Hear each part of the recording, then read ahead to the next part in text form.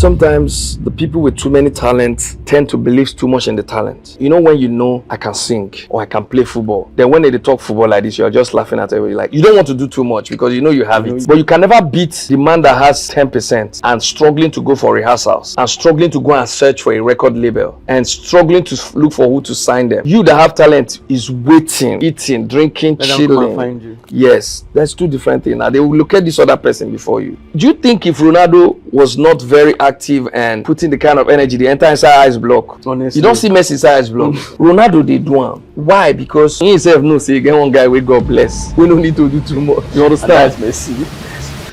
Back then, the gatekeepers, the record label owners determine who goes more international. But right now, you can go international from the comfort zone of your bedroom. You can put a song on TikTok today and you become the next big thing. Now, the gatekeepers and the record labels, this is the most difficult time for them. They can't do what they were doing before now. So now they are struggling.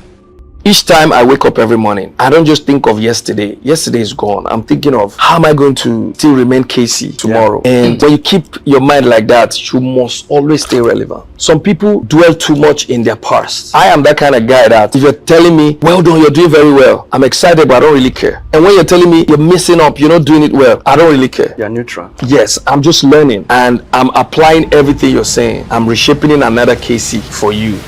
A lot of people say to my face, they told me, they say, go and beg your partner. One of my siblings' friend was telling my sister, in my presence, tell your brother, me go beg. They believe you could make it. Yes, they said I cannot. Imagine people telling you that to your face. You can only take that if you are a dead man. Me, I couldn't take it. I had to start living in the studio. And you know the truth, those were the days that I rebuked KCee. Some people, when they see me most times, they feel like, okay, my brother does everything for me. They always want to use it to make me feel bad. Or make you feel less. Yes, but I'm so excited because when I did Limpopo, some boys said on Twitter, there were 4 of them, they kept on attacking me everywhere. Wow. Like, you will never succeed. You have to go back and you have to go back to the village. God. And I don't know these people, I've never met them. So imagine that kind of energy. If I paid attention to those energy, I won't be sitting here with you today. True. What will be your best advice for someone that probably his career is going down or is trying to come up in his career and he needs to evolve? What would be your advice for that person? My advice will be, let me shock you. One of the most trending artists from Southeast now is Chiefpriest. Does that make you feel anyhow? As far as I'm concerned, that's like one of the reigning thing in Christmas this year. Are you serious? Yes, if I'm a promoter, I want to have Chiefpriest on my show. That's what music can do. And that's what 2025 is all about. What do you think makes an artist relevant globally? Big question.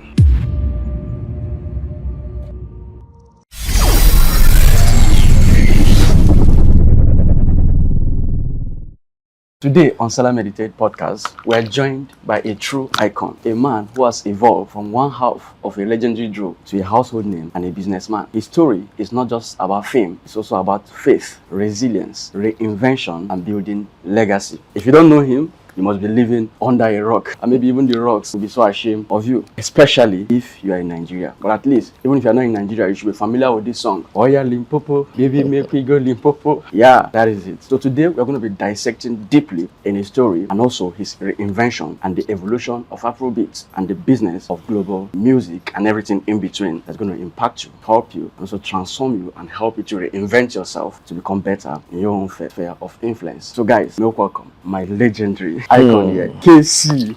Wow. That was an introduction. Wow.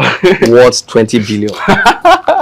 Amazing. It's a true honor to have you. Thank you. I'm excited. Wow. And nice to meet you. And thank you. I'll also say well done.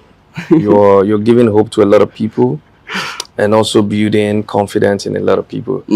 I've stumbled upon your content over and over and over again, and I can only see one thing, is just trying to shape in the minds of Nigerians and Africa, you know, to build their confidence. And I want to say, keep it up, and God will give you more strength. Thank you. Yeah. Sincerely appreciate it. Now, I want us to just go back a little bit from the beginning.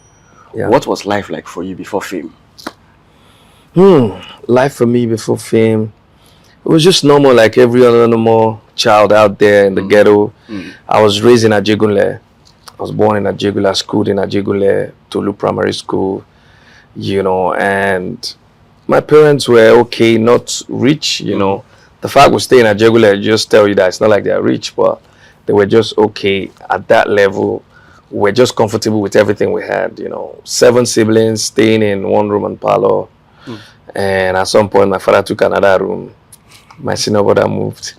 So that was the kind of life I lived. That was the kind of luxury I can say we experienced. And that really shaped in my life and also gave me the spirit of resilience, not to relax and fight for myself. And today, by the grace of God, the rest is history, you know. What was the turning point for you that made you believe that music could actually change your life?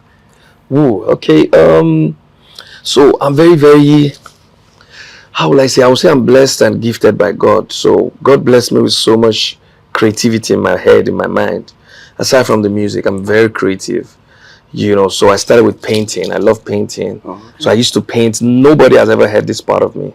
I used to paint. Wow. And that was how I started as a little boy, 6, 7, 8, 9, 10, 11, 12. I used to paint, frame it, put it in the house. Leisure or commercially? Yeah, leisure. And at some point, I started selling. Just as I was about selling, I just channeled my energy to soccer because I was also very good at soccer, playing football. So football was what I played professionally. I played for Julius Berger. I played for Puma back in Olodia-Papa in Ajegunle. And the first time I traveled out of this country was football. You know, through Puma, they took me to South Africa. Professionally? Professionally, yeah. Wow. I made money off football. Wow, you know, professionally? Yeah. Wow. Yeah. So while I was doing that, interesting, music was by the side also, like my second love. You know, at some point, you know, the church boy, I was raised in a Christian home. You know, I was always in church, choir.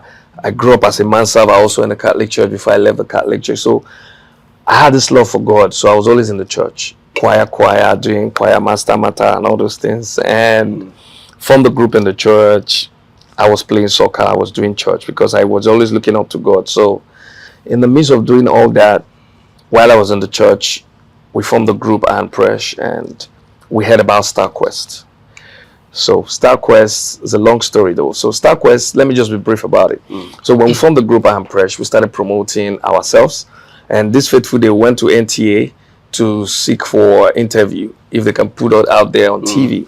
And we met this lady, Mariam Ator, Charles Anozodo or something. That's Anozodo. Anozodo, that's the wife. And she was the one that we went to see and begged for how she can put us on her program, morning program. And that day we met Julius Agu. Julius Agu too was coming up then. He was very hot and we introduced ourselves to him. He took us to Mariam, and long and short, we had an interview that same day. Julius told us about this Plague Save Rave. They used to promote and create awareness about HIV/AIDS. And he told us about this organization. If we could create songs and HIV, they could travel with us. And boom, we did. We created songs and he played the songs to the organizations. And Good Circle Condom were sponsoring that. They were created. That was when HIV was heavy in Africa and in Nigeria. And that was the turning point. When Julius introduced us to those guys, they started taking us on tour. Then Idris Abdul Karim, Plantation Boys, a whole lot of us. A lot of us were not out there yet as artists. But we were very young, up and coming, pairing us up with them Idris that were already out. And Idris went to Obudukatu Rank for a show. Idris saw me and Presh performing and was like, you guys are talented. I think there's a talent hunt coming under Kenny's music with Nigerian breweries called StarQuest.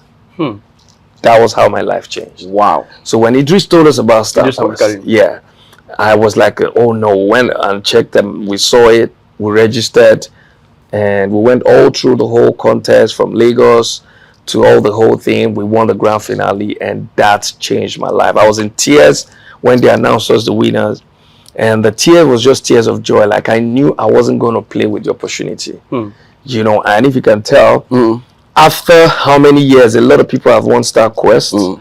Even the group I won StarQuest with, you can tell the passion that has been keeping me is what is still keeping me. So not just the fact I won StarQuest I was making, it was the fact that I wasn't going to play with that opportunity. And that is when my life changed. That StarQuest, winning the StarQuest was just the turning point for me. So you now left football, then you were playing professionally. Yes, I did. Do you think you could have done much better if you continued in the foot line of football? Yes, I think so. I would have done very well with football. I think I had my brain calculating long term while I was doing football. So of course I know the story of people having injuries and all that. And at some point I told myself, listen, decide now. I go to training, sometimes I get ankle injuries, I can't perform with my partner Presh. And the money I was making from football at that time wasn't as much as I was making from music. Seriously? Yes. Music were bringing in more. Oh yes, because there was endorsement. Nigerian breweries were taking us around almost the whole cities in Nigeria, the 36 states in Nigeria. We're touring with them. We're making a lot of money. We're doing Star Quest as judges, and so there was so much money coming in, and all the companies were giving us endorsements and all that. So it was big. And my professional football I was playing was still professionally in Nigeria. You understand? Not like I've gone professional internationally yet. So in playing that, I was still hoping that I could get a management or a manager or a team that can take me out of the country, but that didn't come immediately. And as a smart guy, I had to focus on the one on the bed at hand.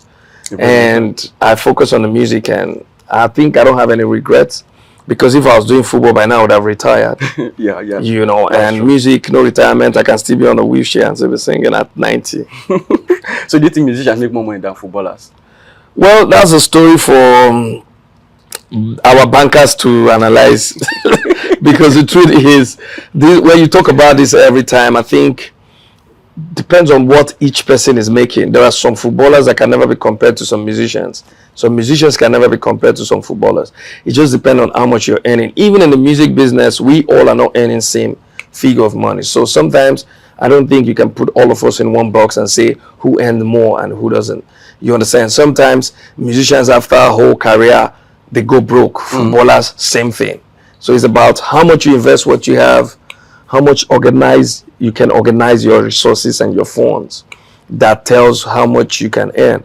JJ Okocha retired very young, and the JJ Okocha we knew then is still the same JJ Okocha. No, financially, in fact, he's living in one of the big, most expensive area in Lagos. Seriously? Yeah, he still lives in Banana. Wow. You know what I mean? Some footballers that did not hang their boot when he did cannot even live on the island or somewhere. You know, I don't know if you understand. Yes, so definitely. it's just about how much you build yourself and how much you can manage your resources. That's what matters. It's not about if the footballers or the musicians are making more. I don't think that should be it. But for me, I just think, for me right now, I'm not hungry. I'm not richer than anybody, and nobody's richer than me. That's how I see life. I just feel like I'm happy and I'm comfortable. And I'm living my life at my own pace every other day. And I can never beg till I die. I know that with what I've built, I don't think I'll beg, except God wants to just disgrace me. But I know He will not. At all. Yeah. At all. Now, let me go back. You and Presh started this thing. Who was more instrumental into the group between the two of you? Well, I think with what the time has tell already, you can tell. Even without me saying much, time can tell. Sometimes. As of then, when it started? Yeah, when we started, the truth is, I'm going to be honest and blunt. You know, the group, I literally even forced him to create the group. He didn't want to join the group. He didn't want to be in the group. The first guys that built the group, we didn't believe in the group. They left. I went to him. I literally went to him like, we can do this. And he was like, no. And at some point, was like, okay, let's go. So the truth is the drive that I had, that I've been pushing it. And most of the songs that we created as a group, he did his part, I did my part. I can never rewrite or say he never did. He did his own part, I did my part. But when we separated, all I had to do was to focus on myself and make sure I don't lose out or I don't fail. I have that spirit of I can never fail. So that has been my drive, and I will never fail. In the midst of anything, I don't think I can fail. It's about mindset. Wealth and richness is about your mindset. It's not about how much you have in the bank. Exactly. I always tell the people around me, even if you take me to Afghanistan, I'll be successful. Even if you take me to anywhere in this world, because the wealth is in my mind. It's not how much I have in my pocket. That's very true. Now I'm thinking of it this way. What happened? Why did the group separate? Okay.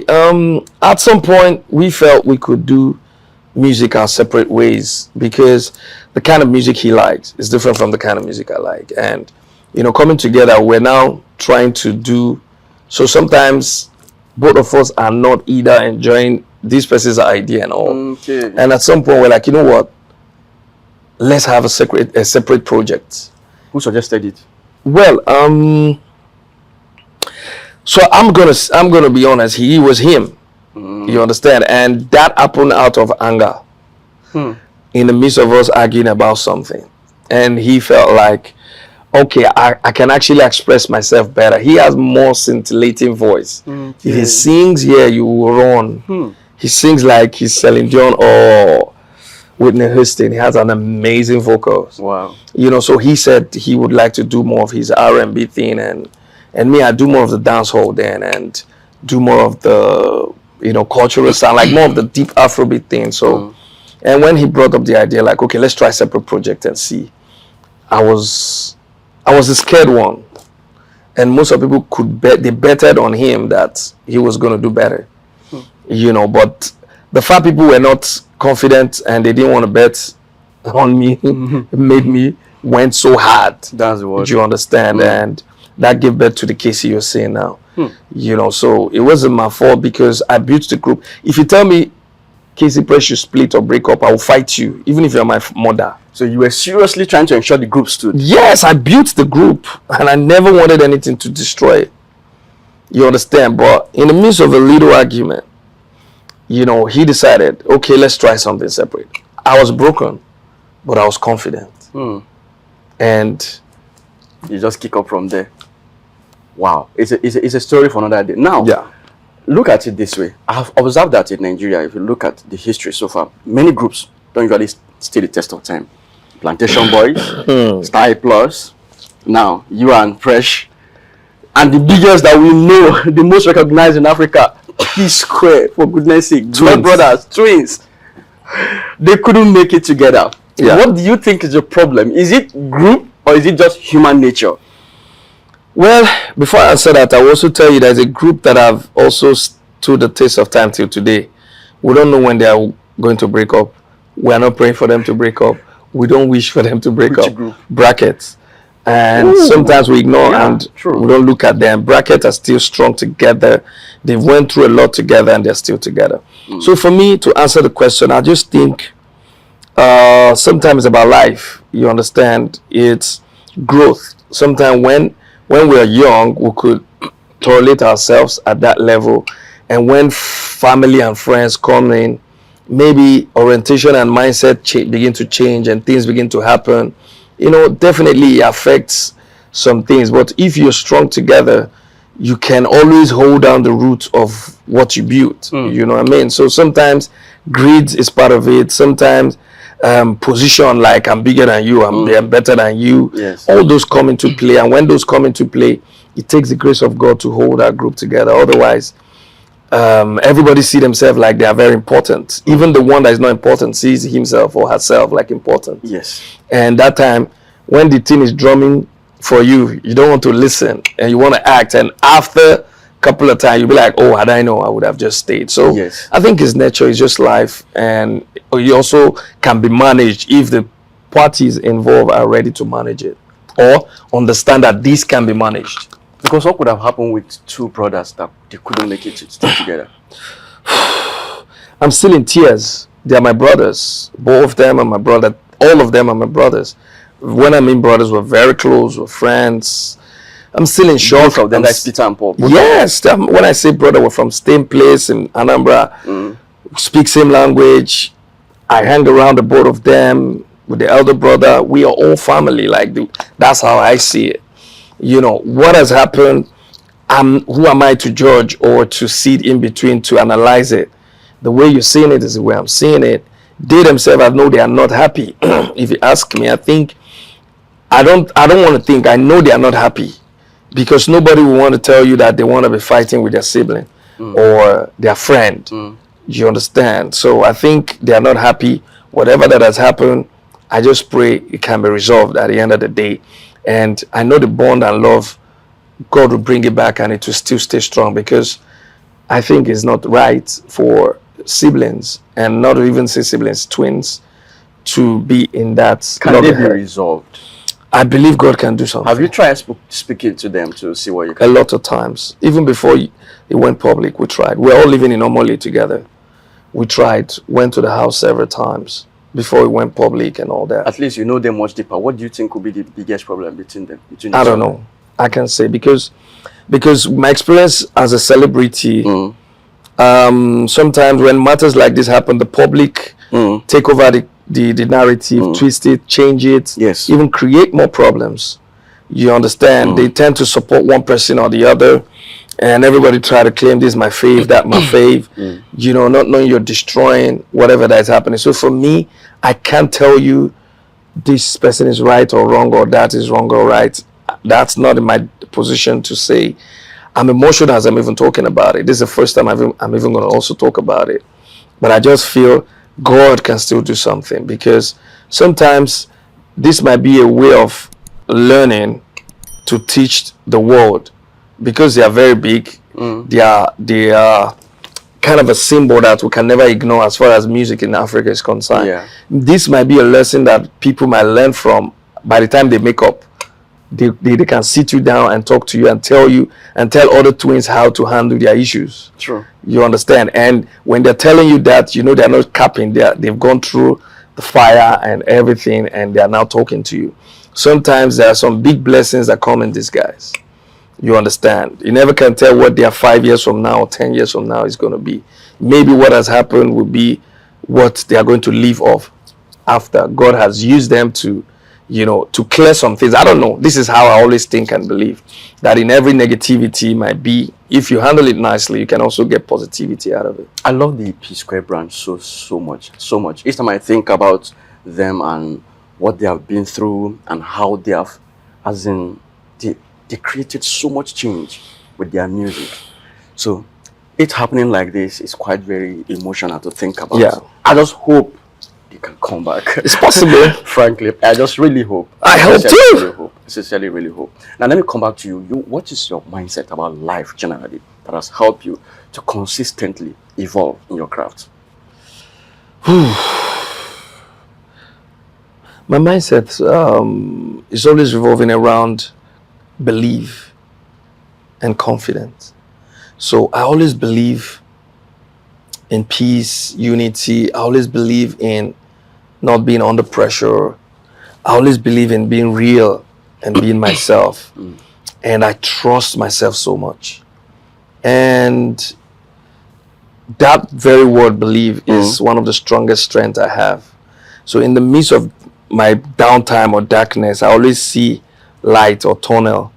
I always believe that I'm going to get out of it. And it works with my mind. It works with my everything. When I just remember I believe in positivity, you know, it drives me to the next level.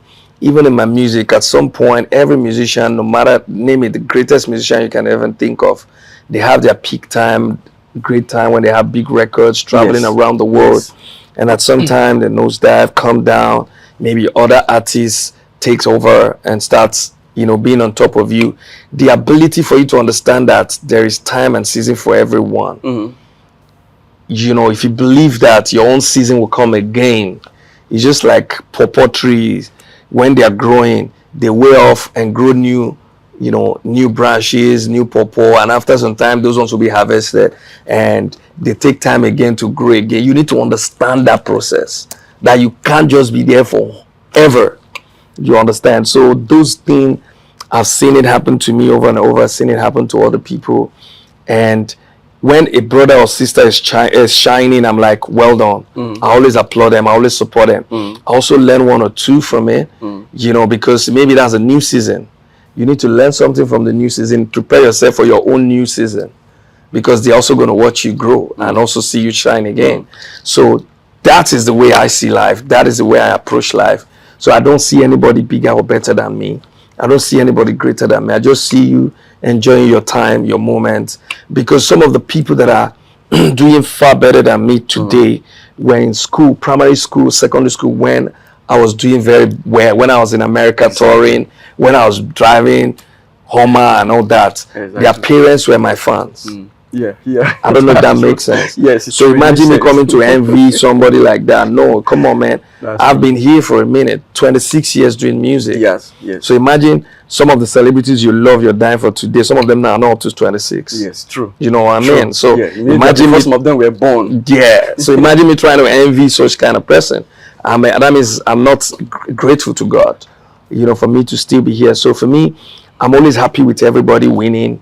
I'm always happy celebrating anybody winning because I know the fact I won yesterday, I can still win again today. So that's my mindset. You know why I'm saying this is for over 2 decades, you have evolved over and over again and continually remain relevant. There are men within yourself that are nowhere. You can't even mention them when it comes to this music thing. But when it comes to this music thing, people still vibe with you. So you have evolved. Yeah. You have reinvented yourself over and over again. You have moved from the regular Afrobeat music to more like high life culture. Yeah. What led to that evolution? So is the ability to pay attention to details and what you're doing. So me, I grew up in a music home. My father was a DJ, and I used to go to party DJ, you know, as a little boy. When I was like 15, 10 to 15 to 20, I was still DJing for my father. E-Money, the same thing. So we go to parties. I might be playing end of the party here. E-Money is playing on the other side. My elder brother is somewhere because my father had 3 record stores. So in a Jegule then in Nolo, we're booming. Like people doing parties, weddings, we go to play. Now, why am I bringing that in? That helped my music sense because I was stuck playing a lot of hit records and not non-hit records. So my ability to identify hit records is 100%. So I have that ears for hit records. So if I'm in the studio now, even if I'm using a writer to write, I don't take everything you write for me. Before you even go too far, I know, that melody or that rhythm is going to be a bang. Oh, that beat is going to be, I already know because I played so many. I grew up in a music home. I played a lot of hit records. Now, I also saw a lot of great musicians falling because they were not doing some certain things some others were doing. So all of these were embedded in me. So when I found myself in the space, I said, I'm going to take all this I've learned and correction and build myself. That is one strength most people don't know I have. So that is what is also driving me. Then secondly, each time I wake up every morning, I don't just think of yesterday. Yesterday is gone. I'm thinking of how am I going to still remain KCee tomorrow? Yeah. And when you keep your mind like that, you must always stay relevant. Some people dwell too much in their past. I am that kind of guy that if you're telling me, well done, you're doing very well, I'm excited, but I don't really care. And when you're telling me you're messing up, you're not doing it well, I don't really care. You're neutral. Yes, I'm just learning. Whether you're praising me or you're telling me I'm not doing it well, I'm learning. And I'm applying everything you're saying. I'm reshaping in another KCee for you. And I'm always a realistic guy. I tell myself the truth at every point in time. So I know when I'm down and I know when I'm balling and when I'm buzzing, I know. So when I'm feeling like, okay, this is my downtime, I go back to work. As I'm speaking to you, I was just flying in today and I went to Port Harcourt. 2 days ago, I came in from Europe. Like I'm always on the road, I'm always on the move. I'm very active. You understand? And you can't fight somebody like that to sit down one place. So my mind is wide. And now I moved from the Afrobeat sound to the Highlife sound. Yes. You know, even if you listen to my pullover sound 13 years ago, that was in 2013 or how many years ago now? If you hear they make you differently. I had the Igbo Highlife melody. Yes. I've always wanted to sell the Igbo thing. You know, but I was raised in Lagos. I grew up in Lagos. So I was doing more of the Afrobeat thing. And when I found out that there was not a lot of people doing the Highlife thing. And growing up, I became more mature. I felt like, okay, I think we're lacking more of these Highlife musicians.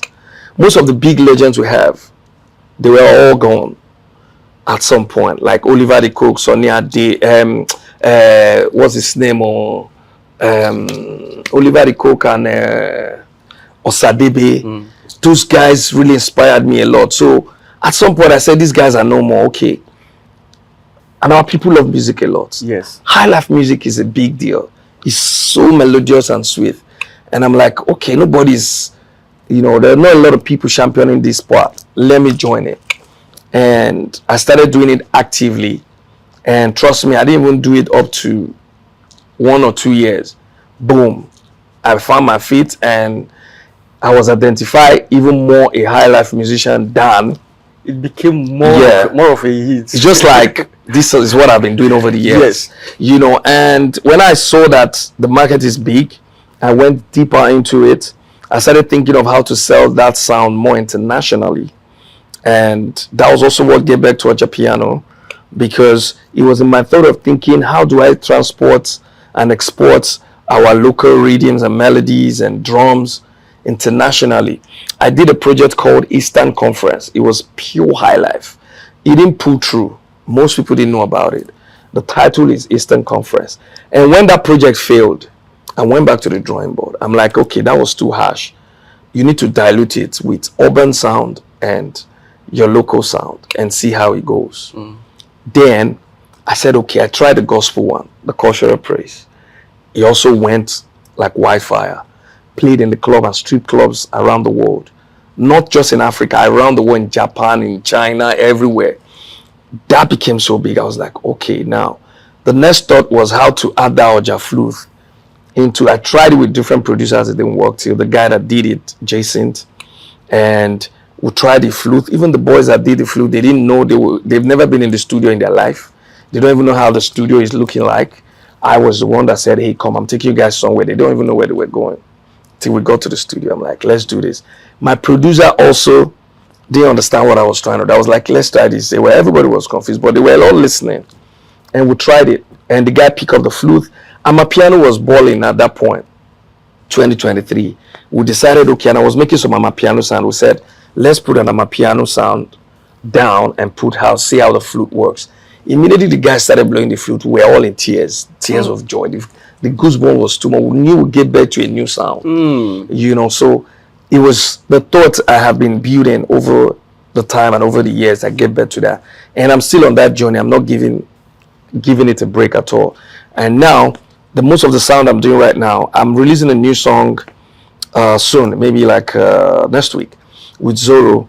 Use a fusion of English and my Highlife energy. I'm trying to make sure I don't lose the urban people or the non-Igbo people, or down I want to carry them along. So if you listen to the sound, you hear more of English energy vibe and still the Highlife vibe. It's kind of fresh in the ear. It's refreshing. So I have a couple of those I've done, and I'll be dishing them out soon as possible. This evolution, is it working for you more than then? Now, currently? Yes, 100%. 100%? Yes.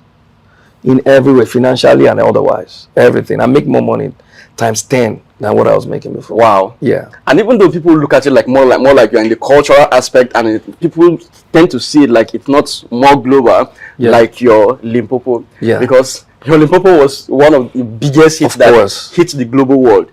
Can you tell me the journey of that Limpopo and how it happened? So Limpopo was immediately after the breakup with Presh.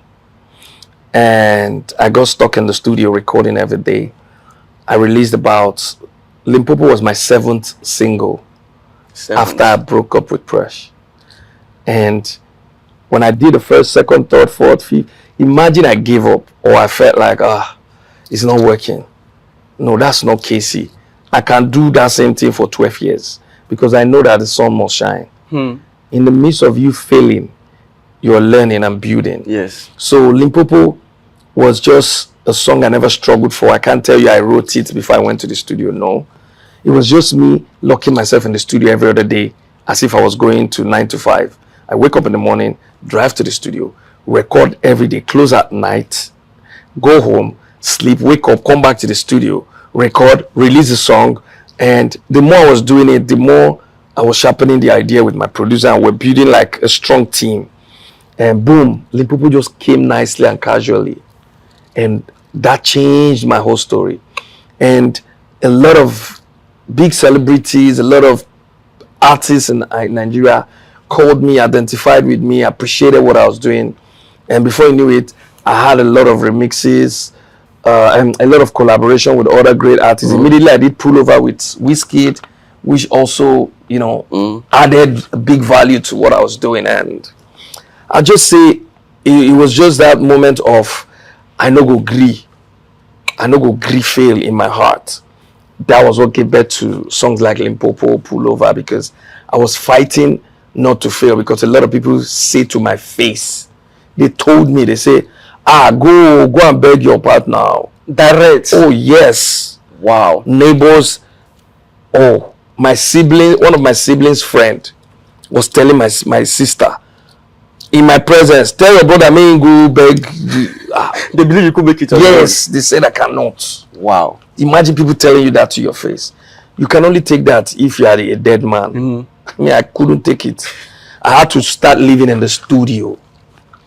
And you know the truth, those were the days that I rebuked KCee, because at that point I knew I was alone. So I made sure every element I don't have, I started going for it, looking for it, building myself. Invented yourself completely. Yeah. And that era was a very sweet era. I was literally living in the plane, flying from Zimbabwe to Zambia to South Africa to Kenya to everywhere. Where is Presh? America. Yeah, well, he stopped music for a while, but now he's back on it. And I think he dropped a single a couple of months ago, and he's still promoting it. Yeah, that's what I'm saying. Like he was quiet for a minute, but he's back now and he's doing music, and he's been pushing so hard. What happened? What happened when after that people went viral? Did he call you? Anything like that happened? Did he say, "Hey, brother"? Yeah, well, yeah, we spoke some things I might not like to see. Yeah, but we talked, and some things went wrong, and at that point, things were not nice and good for him, and I was called upon, and I think I rendered some assistance and help, which I'm not trying to sound like I'm trying to be rude or arrogant or, but that moment when Limpopo was heavy, he was going through something. So it wasn't even about music at that point. We were even trying to make sure he's fine and okay. And by the grace of God, which some of the people around him or around us knew the role I played and my brother, and we made sure things went well, and that's it. And it was difficult for him to pick up and come back to the music because he took a long break, But right now he's back on. Probably the Limpopo break shattered him a little bit. That might be possible. I wasn't wearing that shoe, so I wouldn't explain or say how that shoes was feeling. Those people that said to your face that I should go and beg him. I know how they felt. I can tell, because it's just like me wishing somebody death and see that person being the president. You know how you feel. Yeah. I would fear me no jail me. You understand that kind of feeling? That's true. That's how I see those guys. Right? When I see them, they celebrate me, and that's all I needed. And when I saw them a couple of times, they celebrated me. They were dancing to my music, and they still dance to my music now. So what else do I need to do? I don't need to be for five. If I see them, I can even hug them, buy them drinks. What will be your best advice for someone that probably his career is going down, or is trying to come up in his career and he needs to evolve? What would be your advice for that person? My advice would be pay attention to yourself, because we're all unique and different in our own ways. Sometimes when you want to pay attention to what every other person is doing, that means you're living in that noise of discovering yourself. I'm that guy that my advice for you would be, what I've done will be, go back to your shell, especially when you have a creative mind. Calm down, ask yourself who you are, bring that person out. You will find out that you're different from everybody. When you find out you're different from everybody, you have to nurture that thing you have and represent it to the people. Definitely, you're going to build some confidence in one or two or three people. And with those people, make sure you don't lose them. And before you know it, you're going to build a community. Building is what you need at that point. When you've lost everything, come back. The same way you built it when you were nobody, you can do it again. But it's more difficult when you have made it before and you went down and you want to come back. You want to come back. That's the most difficult time of life. True. Yes. And if you can't make it back again, I understand, because I know what I go through. You understand? And my advice for you will be quiet. Do not compete. Do not level yourself with anybody. just come back to your drawing board, ask yourself the personal questions. Who are you? What do you have at this point? What is the market lacking? How do you fill in the gap? Fill in that gap. I promise you, you will get your result. Because there's a demand for everything. Even the most evil thing you can imagine of has a demand. True. Yes. The most evil thing you can think of in your mind now, there are people that will go for it, that will tender their life to have it. They know it's evil. They know this thing, I will die in next week, or they don't mind. True. They know that, okay, if I do this thing, I might be killed now. They don't mind. Do you understand? So if you're positive with what you have, if you're sure of what you have, bring it on. Me, they've told me several times to go back to Onitsha to sell clothes. I keep saying the same thing because I favorite those messages. When I did Limpopo, some boys said on Twitter, they were 4 of them. They kept on attacking me everywhere. Wow. Like, you will never succeed. You have to go back and say, you have to go back to the village. Even when Limpopo was raving? Yes! They hated me. God. And I don't know these people. I've never met them. So imagine that kind of energy. If I paid attention to those energy, I won't be sitting here with you today. True. True. Maybe I for the same burger for McDonald's for London, America, or the sell okrika for Port Harcourt or something. But when they try to bring me down or say negative things, I only see what God has said about me and what I'm saying, not what they are saying. Yes. So that's why I said earlier that I don't care when you're applauding me. I don't care when you're insulting me. But I know the people that love me, and I love them, and I don't play with them. I know my die-hard fan, people that really know me, you just go and talk about KCee where they are. They will fight you because people see me on Instagram and all that. They feel I'll be arrogant or I'll be proud or I'll be this. Nah, it's different when you see me one-on-one. I get that every day. They'll be like, oh man, I was scared like you were going to be this. I was like, that is how social media is. Yes. You judge people from the book or you judge from afar. From afar. You know, so I just think you don't need to judge, and you need to just see things the way they are and just take your time to absorb things before you react. So for me, I've seen a lot in this industry. I've gone through hard time, good time. I've stayed period where I had no money. I was even using my car to almost want to do Uber. Not like I was doing Uber. But, you know, then I wasn't married. I was very young. I wasn't married. In fact, the kind of girls I was going to date then would be the girls that can fuel my car. You know how stupid that shit is. I'm saying stupid because, you know, nobody wants to be here and come down here. But at the end of the day, I felt that it wasn't me being stupid. It was me learning. And when that era passed, when God blessed me the second time, I knew how to invest to make sure I don't go back, you know, to where I was coming from. You know, so I've gone through different phases that right now in my life, it's difficult for anybody to really come and advise me. Before you advise me now, talk to me, I want to know how many times you have failed. If you have failed as much as I've failed. Because in failure, there is strength. True. In failure, there is greatness. Buhari failed how many times before he became a president? Imagine he gave up when he lost the second time. Or when he gave up when he lost the third time. Do you understand? So, I am not afraid to fail. In fact, the more I fail, the more I succeed. That's also my second energy. Some of my colleagues, they can drop a song. If it goes bad, they go back to their shell. They are sad. They are angry. No be me. If you drop 22 songs, it may be now the 25th one will blow. I don't care. Because when you give up or you quit or you get tired, you can't grow, you can't learn. You know, you must take defeat. Ronaldo, then they beat them sometimes for field now. Yeah. You go still shake your opponent. Say Messi, then they beat them sometimes. True. But they still collect Ballon d'Or, you know, collect trophy and still celebrate them. You understand? So you should have the energy to absorb failure and all that. So some people just sit down and start advising people on social media or talking without them going through anything or understanding what life is about. If somebody cried to you now, if somebody cries to me now, this is what I'm going to receive. I can tell you so many things that can encourage you without thinking. Because I've gone through a lot. And when I'm going through them, you see me blinking up, shining. I don't know if that makes sense. True. Yes. Sometimes I'll be going through a lot. But you go see diamond on my neck. You understand? When me and Imoni were in Ajegule, if you ask us where we're living, we'll tell you we live in Ikeja. We're in Ajegule. And we're not lying or pretending. We were dreaming. Prophesying to the future. And that was where we moved to. Wow.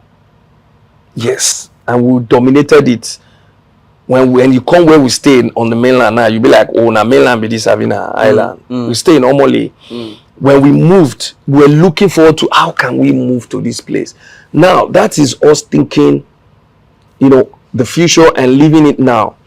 So for me, my advice would be, for those of you that you see yourself less, whatever your mind feeds you and you absorb it, that's who you're going to be. True. If you want to see yourself living in Banana Island tomorrow, my brother, start thinking towards it. Act it. Don't pretend, though. There's a difference between you pretending. Acting it is between you and your God, not coming out to come before me like I live for, but no, that's you lying. Like, when I see people, then they be like, where they stay? I'll be like, I'm in Olodi, but very soon I'm going to go Ikeja. That kind of energy. And very soon I move to Ikeja. Do you understand? So I grew up like that, and my mindset is very strong. Like, as I am, I don't think I will ever fail. Why I'm saying this is because I failed too much to fail again. Now, you see, like you said something earlier, it's more difficult for someone that has been at the top, come down, to rise again. What are the reasons you think it's more difficult to rise again after you have been at the top? Because sometimes 80% find it difficult to accept defeat after they've won. They find it difficult to understand that I can't believe not there again. You understand? So imagine everybody applauding you, celebrating you. Yeah. You're traveling at the airport, everybody's helping you. Hey, and those moments now go down. And you're going to the airport, nobody's looking at you. It's not like they didn't see you. They saw you, but they feel like the star don't go down. Those moments can kill some people. True. Those moments alone, you no longer see it. They don't see that moment. I've seen a celebrity telling me that, say airport, this same airport where they fly, where everybody go to rush, I go to give them money. They go to, now they pass, now nobody they see me. People wicked, sha. This same airport, now they pass, they go to hail them. You go to bring money, they give everybody. Now that same airport, they pass now. Nobody the reason now. Everybody pressing phone. He cried to me. I'd be like, how? And I was like, wow. You can still pass there and they will throw away that phone self. It's in you. Because you are now seeing yourself like, first of all, when you pass the airport where they praise you, if you built your mind and your hope, say that is your satisfaction, then that's why you have such problem. For me, I don't care. That's why for those that know me, even the people walking around me, they know how humble I can be.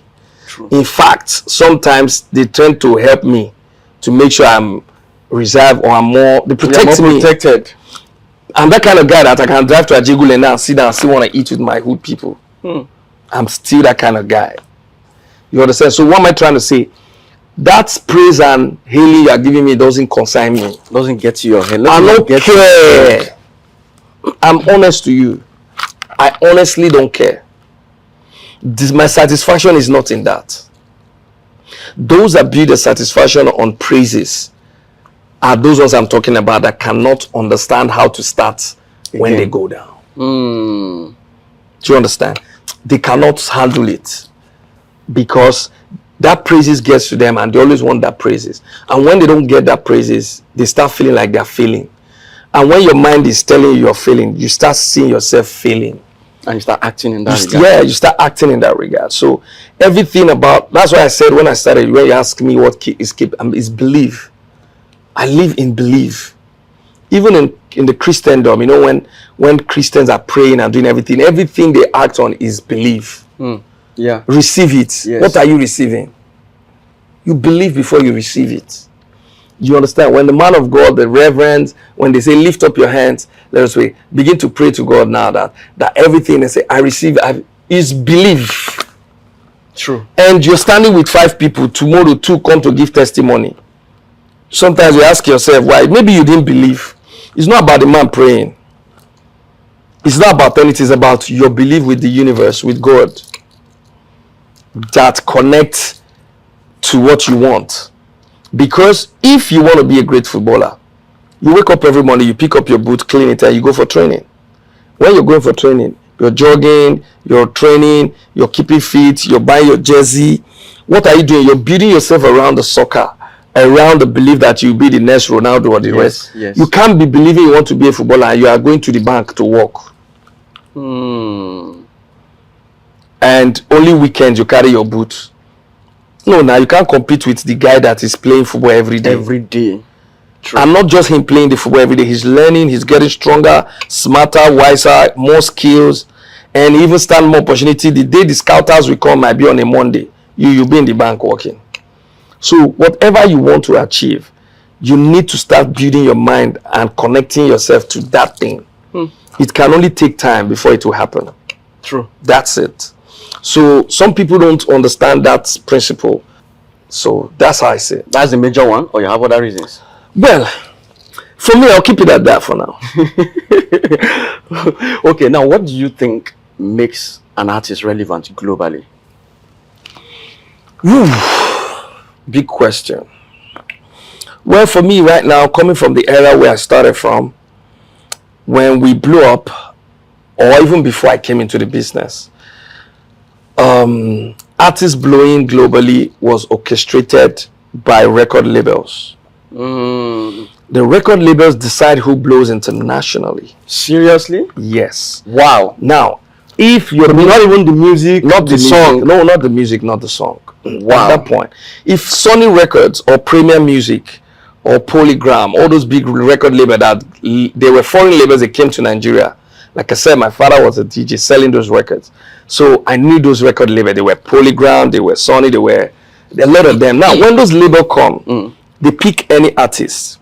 Those are the artists they're going to invest money on. Those are the artists they will showcase to the world. Oh, this is a raining thing, oh. And everybody will follow that raining thing. And these are the numbers of people you see on the Billboard charts. Even in America, you see them, top 100 in America. The people in fact top 10, and then they reign now. And America is like the biggest market. Yeah. The Asian world and the Arab world, everybody's watching that Billboard. So whoever that is on number one is considered the biggest thing. And everybody's listening to that music. And everybody wants to book that person. So they orchestrate it It's orchestrated. intentionally. Yes, that's the way it works. So even if you have the best of music, You if have it's not to. orchestrated, Yes, you can't be there. You can't be there. I'm being honest to Are you. you serious? Yeah. Now, at some point, those ones that really have real music and real talent, they still find their way up there. But there was a time in America, if you blow up in America, you blow up in the whole world. You see an American artist going touring in Jamaica, if they're coming to Nigeria, it's like one small God is coming. If they're going to Asia, it's like God is coming. It's not happening now in 2025 because the dynamics has changed. The TV and the radio they used to manipulate and control, and the media is now on your phone. Everybody is on their phone. And now you choose what you like.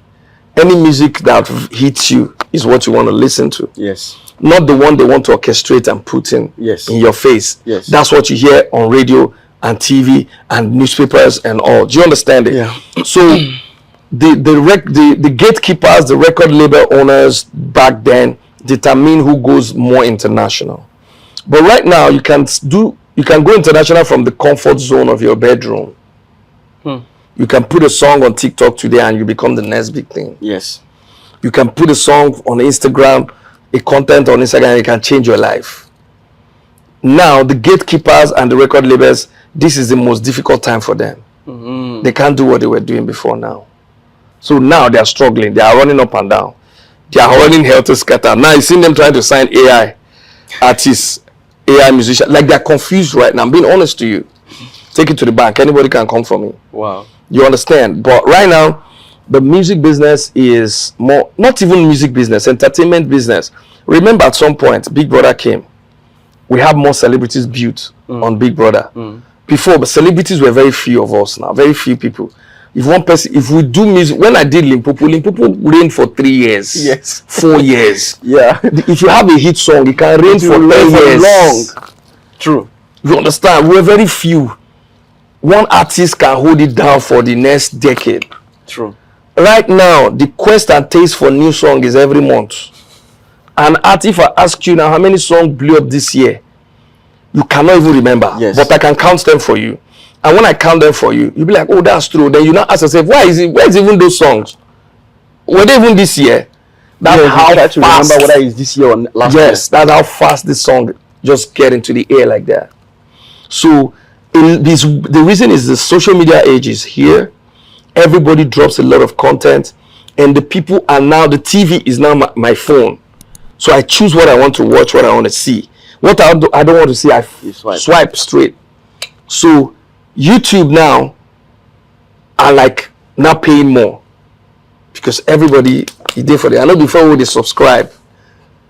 Now, if I subscribe to a certain cable or TV to watch something, me as a record label owner, I will go to that cable where you don't subscribe to, give them money. These are the things you feed them with. And those are the things that we're playing for the masses. And the record label don't go sort them. And those are the people that you call the celebrities that blow around the world. Because the people who get money don't favor them. It's just their time and chance and their blessing. So it's a long story that we can keep talking about. But right now, as far as I'm concerned, anybody can blow up. And for those celebrities that have blown in the past or that have the God image, if they don't watch it and if they don't service it, in no time they will beg for attention. In no time they will seek for attention and they might not get it. Because the age we are in now, you need to feed your audience almost every other day. So that means anybody could just could appear on the Billboard top 10 or things like that, global record. Yes. Okay, now let me shock you. One of the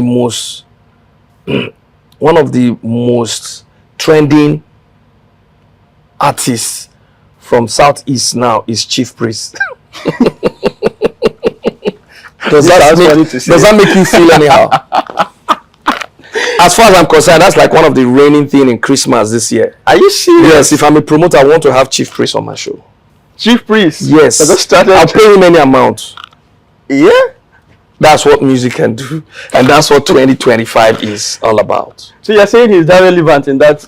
Are you not seeing it? I don't need to tell you. Go on the social media your space yourself. Yes. Go to the social media spaces yourself. He's raving hot, even though he started it more or less. And he has like 4 or 5 singles in 1 year trending because of his phone. He's giving you every moment.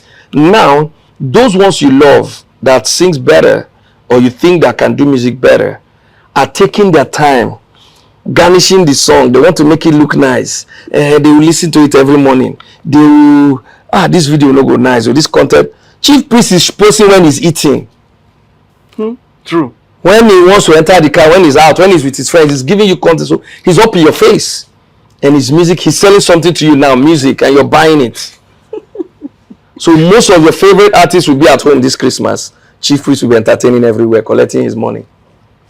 Like play like Joko. Okay, that one touch you, Abby. Reality. Starting from you cannot do it, and then I want to challenge you. God bless you. That's how he started. And now his album is coming soon. They play. What would it look like if they see him on Grammy nomination? They play. It will so happen. Because 2025 beyond 2026 is not about the name you have built. It's about what you are giving. The consumption level is high. People want to, there's so much to consume on social media. So I don't want to mention names at this point. Now, there are some big artists you know that we all love and respect. They might not be posting or showing you what they're up to. And they might think the God level, the power level they have is still there. It's there, but it's dropping. And it's only going to take little time before they will realize it's dropping or it has dropped. Now, the ones that are up in your face are the ones you are just going to be vibing with. Is that the fact? Because some people think that absence creates value.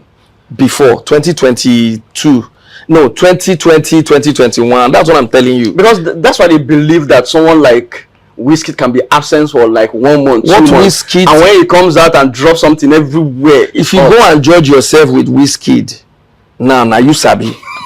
Because what Wizkid have built over the years, yes, you can't compare it with what I'm talking about right now. Do you understand? A Beyonce cannot be struggling with some kinds of people right now. A Beyonce still have the Beyonce energy. So Wizkid you mentioned has a Wizkid power. Do you understand? But having said that, in 2025, 26, going forward, that also is going to change. It hasn't changed 100% now, but I can bet my life that will change. it must change. AI is here. I can duplicate KCee with AI, singing with my voice, act with my image, and you will not even know. True. Right. So the only thing that will make you still feel the real KCee is when I'm out there showing you the realness of me, showing you that, oh, I'm still around, I'm not AI. Oh, that is where we're going to. AI just a start now. Look what it's done already. Yes. Imagine in 5 years, 5 years or 10 years, if you are not there to tell people I'm still here, oh, we go use AI create you.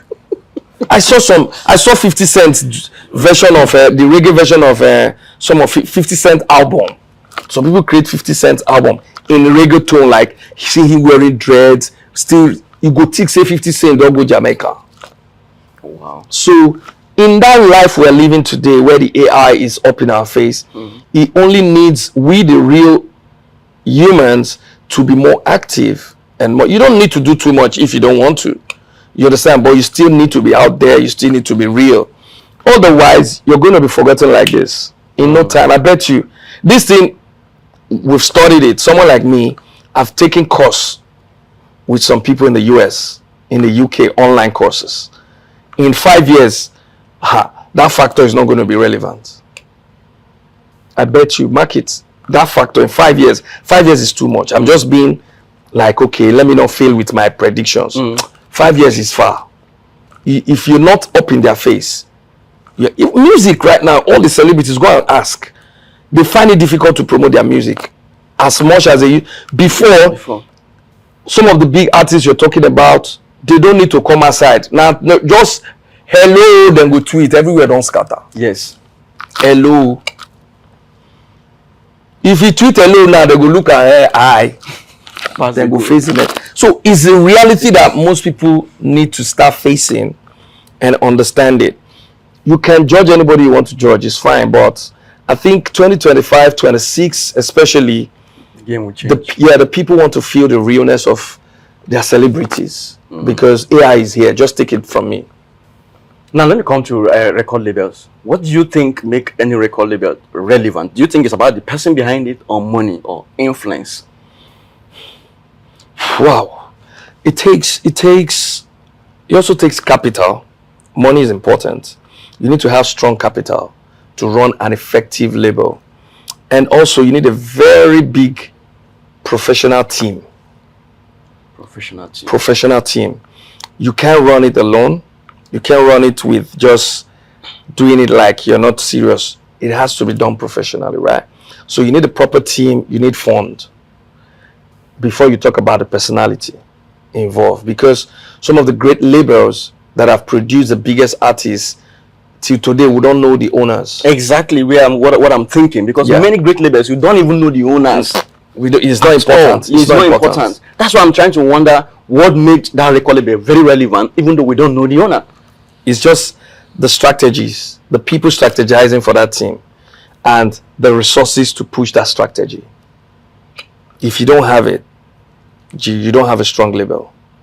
If you like, even if Michael Jackson built a label today when he was alive, he might have not been able to challenge some of those great labels that even signed him, because the kind of people the machineries they have working for them. I've been opportunity to be in the Grammys a couple of times, many years ago, last Grammy, the one before. I met great people, I spoke to them, I had interviews, I had questions. So some of these things I'm saying are with facts, kind of, you know what I mean? So I just believe record labels, sometimes you see 4 or 5 people owning record labels. In fact, some of the record labels you have in America now are being owned by this guy's father. This man, the son owns this one. I don't meant to mention him. Some labels today, you see that, okay, this guy broke off from his father. I opened this label. And when you're counting the label, it's like, these 3 labels belong to one family. So they have mastered it. They understand the business. Just the same way our politicians are handing over to their children. You understand? Then the ones that their father are pastors are also handing the church over to their children. So you need to ask yourself, which one are you handing over to your children? So life is like that. So some people have mastered this thing. So for me, it's not, the label thing is not about the name behind it. It's about the structure behind it and the power of money behind it. Or the artists. Well, the money attracts the artists they sign. The money, like I said, the money can make them sign anybody. Who told you that the people they sign are the biggest artists or the greatest artists? No. Come on, man. I've seen artists that if they open their mouth, you'll be asking why are they not in the whole world? Yes. I have them. I've seen them. I've seen them in South Africa. I've seen them in America. I've seen them in London. They are so talented. They are great. They can write. They can produce. They can record themselves. They can dance. They can do everything, but they're still at home. Then you see some of them in streets of London and America with one small speaker and din, singing everybody's song, twisting the song and singing it in a better way. Yes. But they're still doing that on the road, begging for stipend. It's because nobody's putting power on them. So the greatest you are seeing does not mean they are the greatest alone. They are opportuned and they are blessed. That's where their destiny took them to. You understand? There's talent everywhere. We've seen it.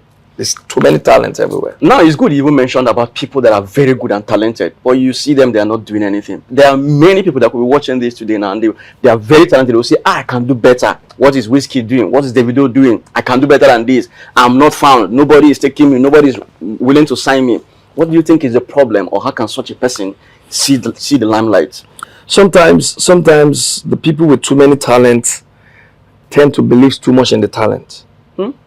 Tend to believe too much in the talent. Yes, they tend to believe, you know when you know I can sing or I can play football, then when they talk football like this, you're just laughing at everybody. Like, you don't want to do too much because you know you have it. Yeah. And true, you have it. But you can never beat the man that has 10% and struggling to go for rehearsals and struggling to go and search for a record label and struggling to look for who to sign them. You that have talent is waiting, eating, drinking, chilling. Find you. Yes, that's 2 different things. Now they will look at this other person before you, and that person will look greater than you. And by then you'll be explaining to the record label, I think I can do it. We're already busy. We have signed this one. We are making this one. So my advice for them is tone down the volume of your belief in your talent because you already know you have it. Increase the volume of your quest and search for greatness so that you can showcase that gift God has given you. Does it make sense? Explain it better. Good. Now, you have to understand that you have talent. God has blessed you with it. Nobody can take it away till you die. Now, put it in your pocket. Now, act like you want to be seen so that people will see what you have. But what some of them do is they bring that talent and they bring it in their own face, to make them relax and be confident. I don't know how to explain it better. They're always so confident. I get this thing, don't worry. And time they go. I don't want to say it in a way I will hurt some people. Say it. I'm being very careful. I don't want to say it in a way where some people will be hurt because they might misunderstand me. But at least when you hit them hot, they will get it. They might misunderstand me. But I know that you can come across people with great talent that can, in 1 minute, they can create 22 songs. Just on any beat, they will give you any melody in this life. And you see somebody that will take 2 weeks to make one song doing better than them. And the difference is because this other person that can take 2 weeks to make one song takes his or her time, nurture that thing, make it look nicer before you present, or also you see them hungry of getting to that level. Now, the person with so much talent, most times they are not too hungry. Do you think if Ronaldo was not very active and putting the kind of energy, they enter inside ice block. Honestly. You don't see Messi inside ice block. And I don't see him for inside ice block. Ronaldo, I know how they see. I never see Messi inside ice block, sit down there and they come outside. Ronaldo, they do him. Why? Because he himself knows, say, get one guy, we God bless. Naturally. We don't need to do too much. You understand? And that's Messi. Yes. So imagine, say, Ronaldo go sleep or go relax. You know, good day. You know how many Ballon d'Or himself get? He got a lot.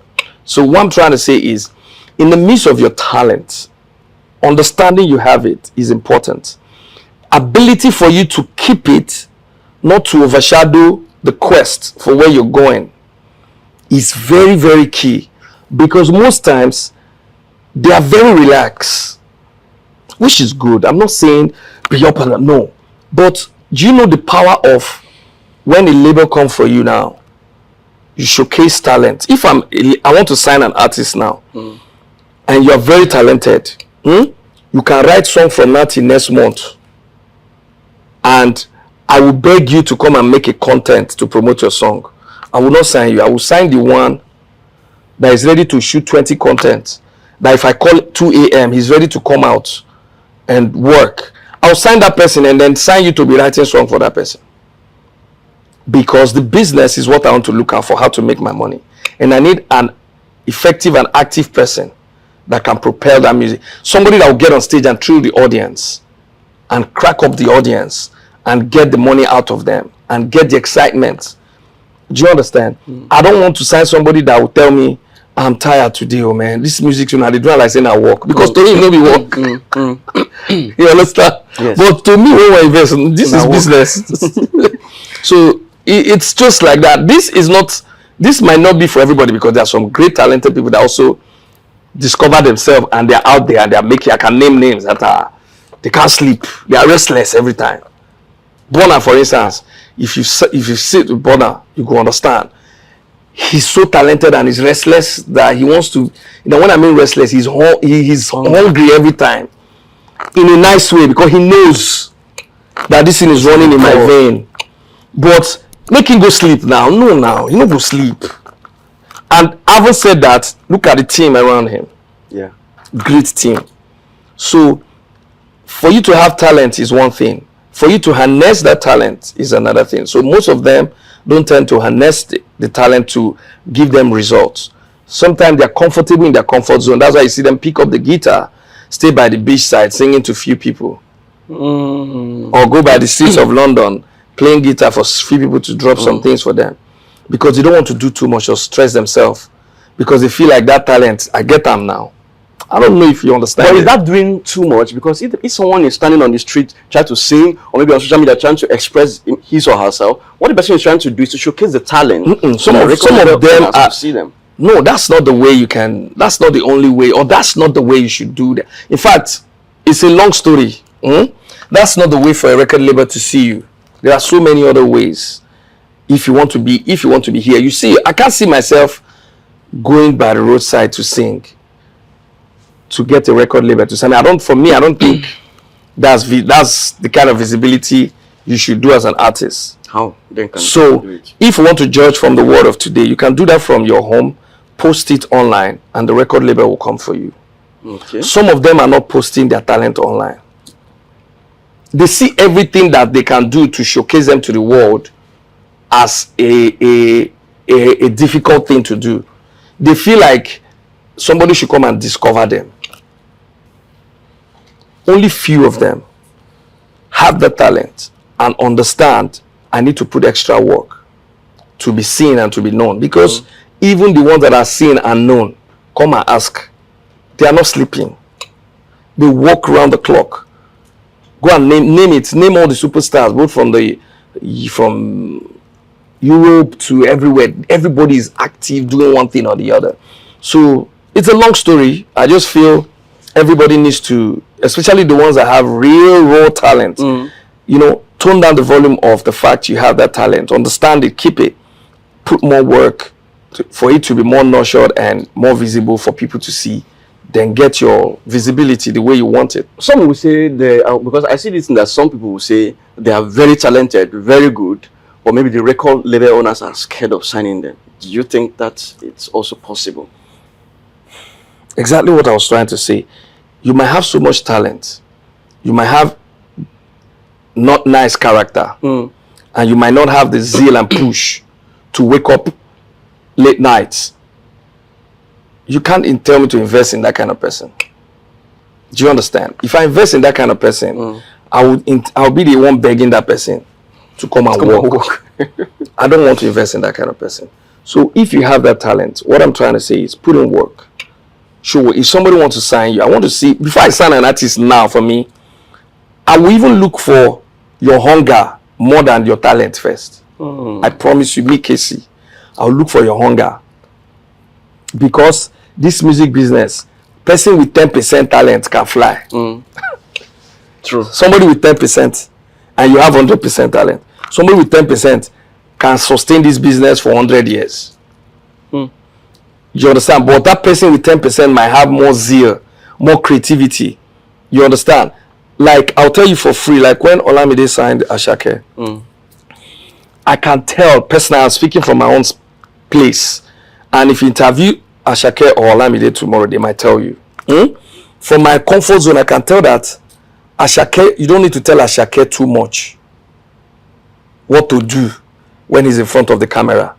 I feel you don't need to tell Ashake too much what to do when he's on stage. He has it. He knows. And he just want to show you that this is the way it's done. Yes. Now, some people have it. As a label owner, you need to push them every day. I know you have this thing now. Do something. Show them this. I can't sign that kind of person and leave somebody like Ashake that. If I sign, I'll go and sleep. I know that platform and spot I've given him is what he's been praying for. That is what I've just been saying since morning. The difference between these whole people. Somebody like Ashake has a talent. Like Rema also. Somebody like Rema, you can tell how intentional he is, that the way he thinks is the way he appears. Yes. It has nothing to do with management. Guys, always hungry. Do you understand? What he gives to you is how he feels inside. The label and the management have given him the platform and they have surrounded him to guide and push him. But you know the truth, if he's not bringing out that thing he's selling now, that thing he has, the label can't bring it out. Do you understand? The label they can only give you the platform, the money and all. And they'll start begging. The same label that signed Rema have signed so many artists. Go and check. There are some successful ones. There are some that were not as successful. True. Now, what do you think is the major problem with record label owners and many artists? Because one of the problems you see that when they sign some artists, they start having some issues. You, as a record label owner, what are the things that you look out for to ensure that this person, when you sign the person, there will not going to be issue going forward, or the person start feeling big, and then problem comes out? That question, Tipo. I feel sometimes emotional when I'm talking about it. I feel we're all humans, and in Nigeria especially, sometimes when you have contract with some artists, when they see the limelight, when they get big, they tend to see like either they've made mistake, or why would I sign 5 years, or why.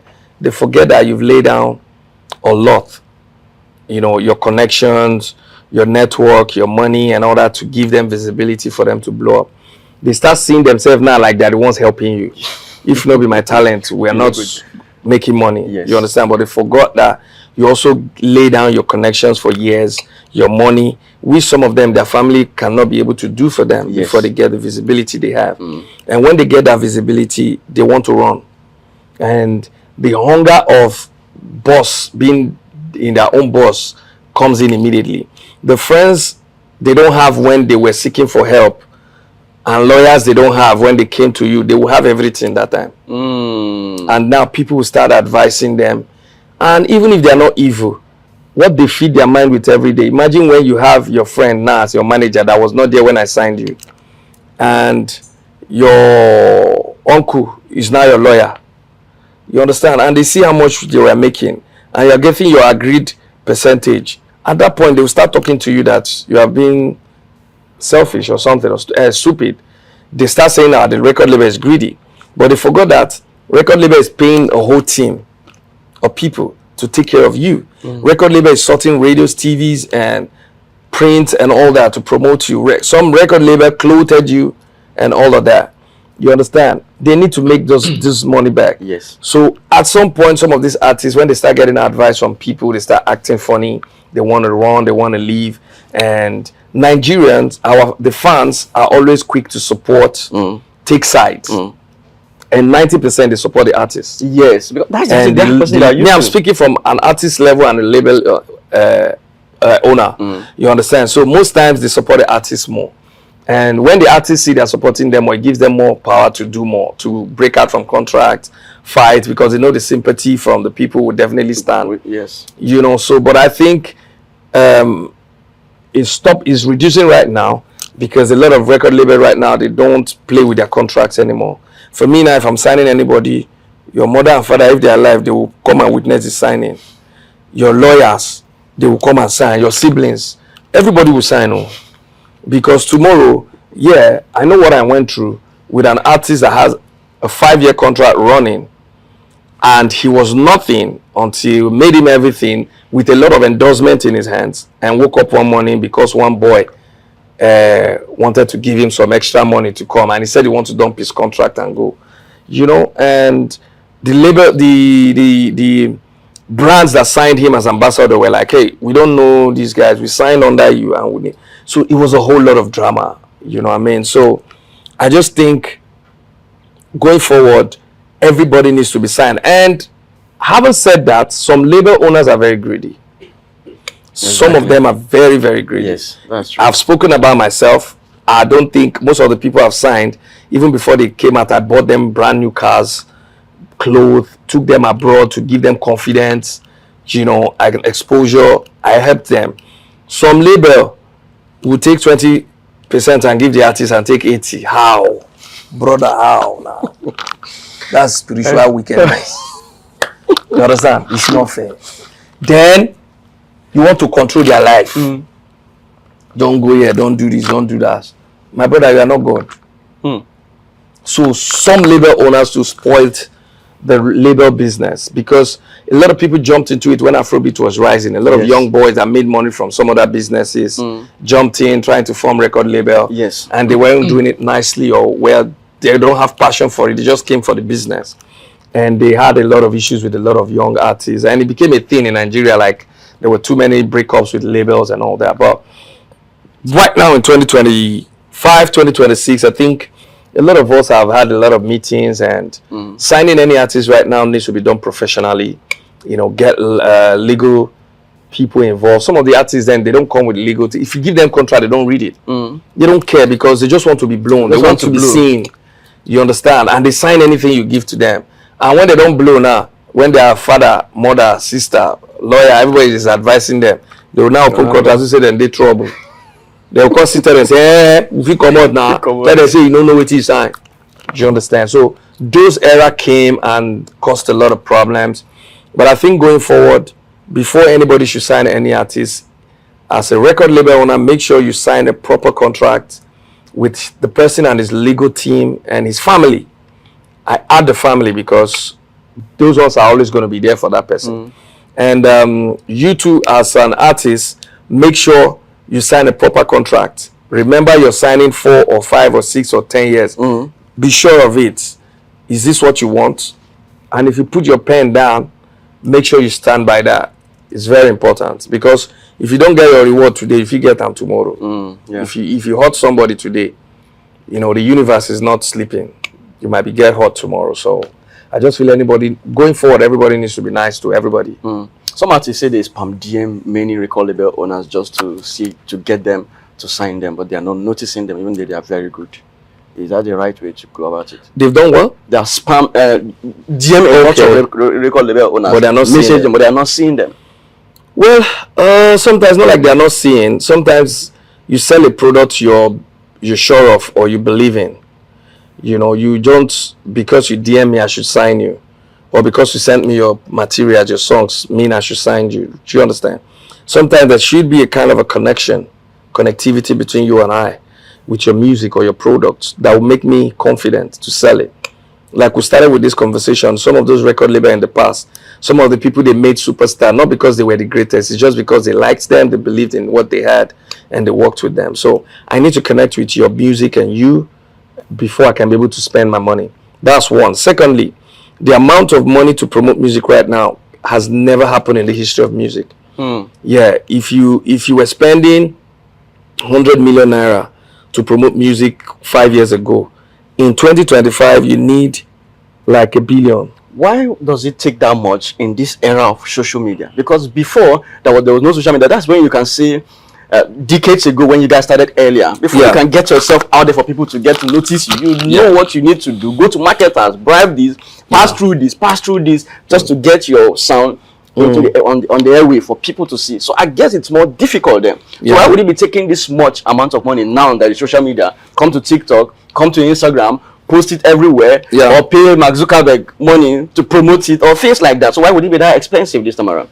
So now, in that TikTok space you talked about, there are people that have hijacked it also, that is their business, that are very influential. You need to pay them to promote your content. And when you pay them to promote your content, the other TikTokers, when they see it, they understand that you've paid this person. They also are waiting to get their own. They are not posting your content. So that promotion power there has also reduced. Do you understand? It has reduced right now. So you need to either do it yourself or some kind of way right now. But at some point, you remember a lot of TikTokers blew up. When they buy house, they buy bands. Yes. You understand? Because they dance for TikTok. So a lot of celebrities were made out of that. Yes. So right now, radio, TV, everybody wants money. And because they believe that the Afrobeat musicians are making a lot of money. So it's difficult. You understand? Now, on the other flip side, social media is here. You can promote yourself without spending too much. Yes. But you as a musician, if you want to do that, you have to be 100 times active. Meaning, you have to be on that TikTok dancing like the influencers. You have to be on all the radio stations by yourself. Moving around to talk, build relationship and friendship. And sorting will be less. Do you understand it? True. You understand? So social media still blows up songs. But right now, what the influencers can do for you to give them money, you can do it. What do? They are always on their TikTok phone, doing one content or the other, dancing and doing things, getting more visibility from the people. The more they get visibility from the people, they get more fan base. And when the artist that's not always in the front of these fans want to come and promote song, you need somebody they're familiar with, that they talk to every time in the camera to sell your music. Then you need to pay me, the TikToker. Yes. And when you pay me, then I'll take it out there. Now, our TikTokers don't touch any music that is Nigerian anymore, because you need to be paid. They need to be paid. So when you don't pay them, now. Yes. So they promote more of outside music. Now them blow Ojapiano now. Now them now, because that time they were dodging to play our songs. They feel like we should bring our life savings. Yes. And when they did that, unconsciously, they were killing the Afrobeat energy and promoting other people's music. Go to their TikTok, go to their pages. Any song you see them, they are promoting that is a Nigerian song, I bet you they collect money. Wow. If the ones who don't collect money, very few, maybe they are feeling the song at the moment. Yes. But go and check that song, you maybe know the trend. Now song where then just post. So these things right now is difficult. So if you really want to blow up an artist as a record label right now, your structure has to be very, very big, wide, and your bag has to be very big, because you cannot leave any stone unturned. Do we want to talk about the bloggers? True. You all know how much the bloggers collect to post one post. And right now, you don't need one blog to blow up an artist. You need to sort like how many blogs. Of them. So they have become the new gatekeepers. You understand? But there's a news again. There's a new news or a good news. You can be a blogger too. As an artist. Chiefpriest, a blogger. You've just said everything. Good night. You can blog. Yes. It's just, are you ready? Because the thing we do before is to judge every content we want to post. Make sure it's very perfect. Who shot it? Who edited it? No. The world we're living now, they don't care about those things. They see everyday content on their phone. Their eyes are even more used to the everyday content than the over-edited and cream and proper content. I'm not saying don't make your content look clean and nice. I do that. But you know those effects, when they do many things, it's not happening to, it's not selling too much again. So I, as KCee, I wake up and I shoot like 50 pieces of content if I want to release a song now. That's what I've been doing for the past 6 months. If I want to release a content, I'll make sure I have up to 50 content or 40. Then and what happens to me when I start posting it 3 times every day, my page becomes very active. I saw it happen to me. Everybody is there to see, what's going to post tomorrow. And that's what the bloggers are doing. That's what the TikTokers are doing. And we forming the superstar, like, we'll only make sales too much, make no sales finish. One. And yeah, fine. You can spend all your money and be taken care of. But the truth is, that money I'll pay the TikToker or the influencers to influence for me, they get more popular. And they're selling my music just... me trying to be very popular and I still be selling my music. That's why Chiefpriest is very hot. Yes. Can you remember some of the most embarrassing moments of your career? Yes. There was a time I was throwing shoes on the stage to leave in the beginning of my career. Are you serious? Yeah, in Ajegule. Shoes. I actually was singing a song called Put On Your Dancing Shoes. And they ended up removing their shoes, stoning me and Presh. Are you serious? Yes, my brother. That shoe one hit me for head. But God, thank God that in that same Ajegule I bought Benz, 190 Benz before I left. They saw me.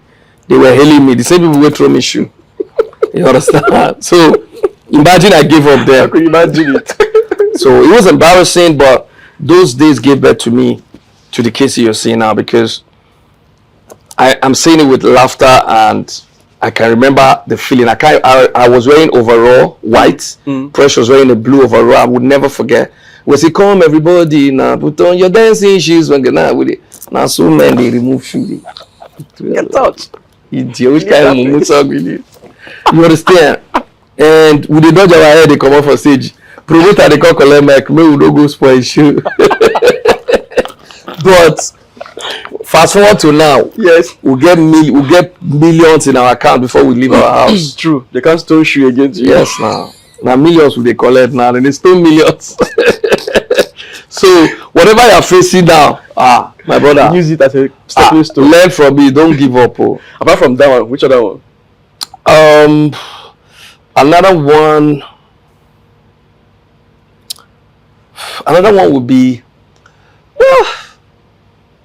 sometime I fell on the stage and got my trouser torn.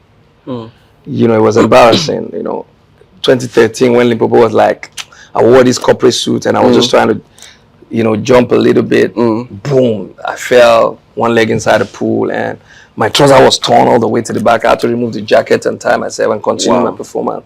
It was embarrassing. Those are the two, I think. Two major ones. Yeah. Remember. Do you think people pay to be on the charts or receive awards? Are you playing from Genesis to now? And it will continue to be like that. Seriously? Yes, you can't change that.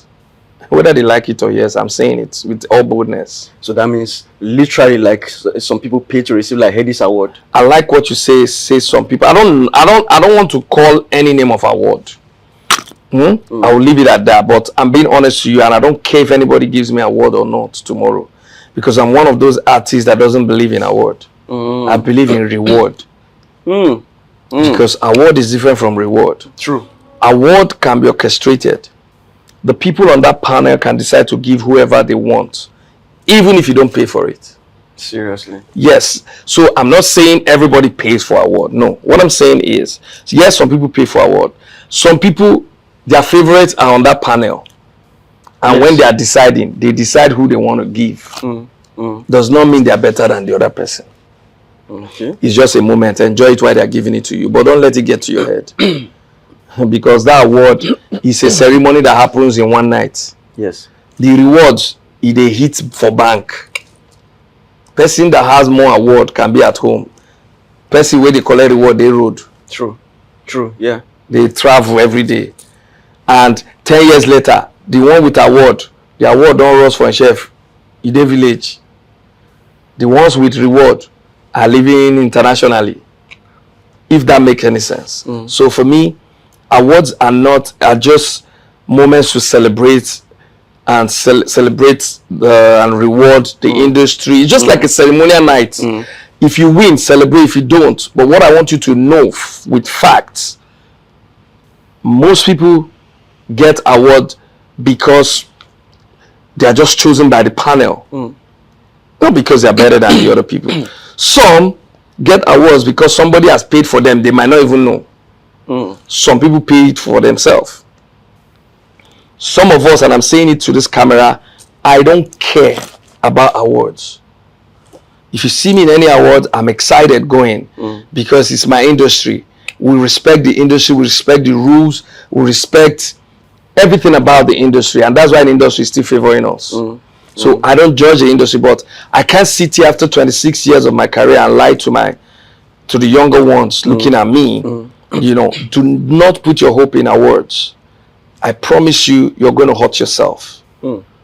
Never put your hope in any award, even the Grammys. Now me talker. I've been there over and over, and I've seen the greatest among them complaining. They didn't give me, they didn't give that big artist. You see them ranting. You see the person they give, but this guy is buzzing more than this guy now. Why? Some people don't sit down for the matter. Labels don't talk. So why do you want to hurt yourself because of that? So don't get it twisted. Put your hope on the reward, which is what is the fan saying? What is the audience saying? How much are they paying you to come and perform? Are you busy performing, getting your reward? You understand? Award is for one night. Don't get it twisted. And it's going to pass. And it's going to happen again next year. They still remember you and not give you that year. If they didn't give you last year, they will give you next year. Or 5 years' time. There was a time, me and Presh, we did so much. No nominations, nothing. But you know the truth. We show up, we go do the award. We see people that were even doing better than getting nomination, even if they don't win. But we're not nominated because we know they the cartel. We know they the setting. So it has to come to a cartel. Now me they talk It's 26 years experience. Even Grammys. Any award on earth. But I mean, Grammy is not really because you are too good or you're qualified. You just you even have to register, be in the academy before you be nominated. Safe. So your music can be buzzing if you know they the academy. You know go they nominated. How does that measure the reward for streets? If you want to be nominated, there's a process you need to go through. Seriously? So meaning that if your song is the biggest song on the street, if you not pass through that channel of registration and putting your music through that channel, you are not going to be seen or nominated. Does that make sense? Yeah. So how do I want to keep myself? Okay, what if I don't want to go through that process? I'm busy. When I know if you just choose, say, okay, this song is selling the highest. So all these things, we've seen it happening. We've seen people cry. We've seen some American artists telling you, I will never go to Grammy again. Me, I want to go to Grammy. Me, I want to win Grammy. I'm not saying I don't want to win Grammy. Do you remember what I'm saying? I'm not saying I don't want to win any awards. No. I will not put my hope on any award. But you can register. Since you can register on the Grammy now, why don't you register then? So maybe you can. I have registered. Okay. I just registered. Oh. Yeah. So you mean you have to register before, no matter how you're raving? I used to think that maybe just when your song is too hot, you are too good. All those years that they were not nominating most of our artists, we didn't know the procedure. Oh. So it was when the Afrobeat was getting bigger, the foreign market came in, you know, they could open our eye, we could know the process. That's why you're seeing all this nomination happening. But you can even register and still not win. Standardly, now even the ones where they nominate, you go sit down here and go, you go pass your head, they'll give another person with their label, don't discuss with them. My brother, is a long story. Now, about the award thing, I'm just going to be honest. Forget the fact I'm laughing. It's something that each time I remember, I always tell myself that I need to always focus on my grind. The hope, when you put too much hope in those awards, the industry or the people or the academy can use that and break your wings when they see you are so desperate or you want it. They can make sure you don't have it. And if you're passionate about having it, that might reduce your creativity, reduce your push, reduce your drive. So what I'm saying is, do not put any hope on any of those. Work hard. The fans will judge, because some people sit on the chart, number 1 on the chart for 1 week. They go to shows and nobody's singing back their song. Some of them are always at home, but they're sitting on the charts because they paid for it. Wow. Some people are not sitting on the chart, but let them just open their mouth and sing their song to the audience. Everybody's singing. Yeah. Do you understand? Tell me, you sitting on the charts as number 1 for 1 month, you came out to perform. Somebody that is on number 58 or 100 is singing, the whole crowd is jumping around. How would you feel? And you've been sitting on number 1 since. They believe that chart is helping their career more. Maybe they sit down there. Somebody like us who won't collect money, reward. We want reward. You have rebranded yourself, and even when you came out with this cultural, but you started wearing mask. Is it intentional, or why? Where did you go that route? Yes, it's intentional. The truth is, doing music business or being a celebrity, if you don't rebrand yourself every 5 years, you might probably lose yourself. Because those that are even your diehard fan, they've seen too much of you, and there's nothing new they want to see. They can predict you. So for me, I learned it early. So I changed my hair. I always changed. There was a time I was wearing hats. From hat, I threw it off. Dreads, from dreads, braids. Sometimes there was a time I was shaving all my hair. I didn't like it. I switched over to something else.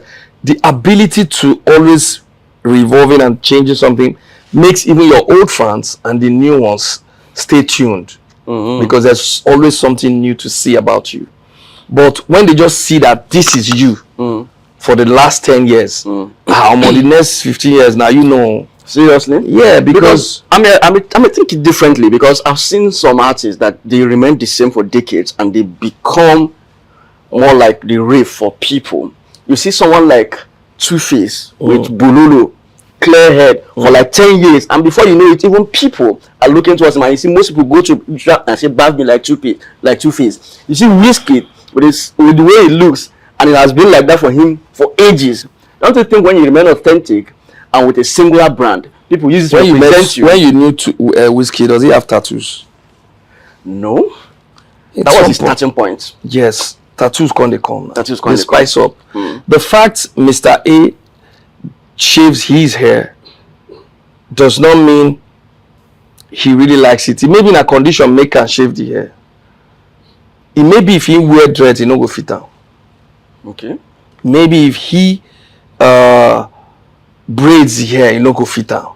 Or maybe he doesn't like it at all. But there are other ways to brand yourself still, minus the look. In your sound, in the direction you're going, your approach to things. You can. When the band came, you saw him with his harmonica. When he was blowing his harmonica, that was a symbol we used to know him. Is he still holding that today? No. He moved at some point to change it. Don Jazzy came in with his walking stick. Is he still holding the walking stick? You sell some things at some point, you drop it, you move to another level. He get the time with Don Jazzy need to talk. He has to whisper to the band to tell us what he wants to say. That was marketing, that was branding. Yeah. Intentional. Yes, true. He got to a point, the same Don Jazzy now talks by himself. Like you see him supporting all the young ones. He's on TikTok, he's on social media, everybody around. Yes. It's strategic. He has said it himself. It's strategic. That's rebranding. Did it affect his look from then and now? No. But there have been branding and movement. So the brand, the twist doesn't need to stick to either your hair or it can be anything. But just spice up yourself, your music, your brand, your approach to things in life. Things must change. They should see something different. Timaya is my friend. You know Timaya before. A troublesome boy. Yes. Plantain seller. Plantain is. You know the papa, why their papa, their mama. That's what you hear in the song. Timaya is cool-headed now. He doesn't do it now. Very cool-headed. Now he's selling you the Shulu vibe. Complete overturn of who he was then. So that is how branding should be. You need to brand yourself according to the age, time, and you know what's happening. Yeah. If you don't do it, if you want, imagine Timaya is still shouting plantain seller, their mama, God may they bless this plantain seller. You understand? Yes.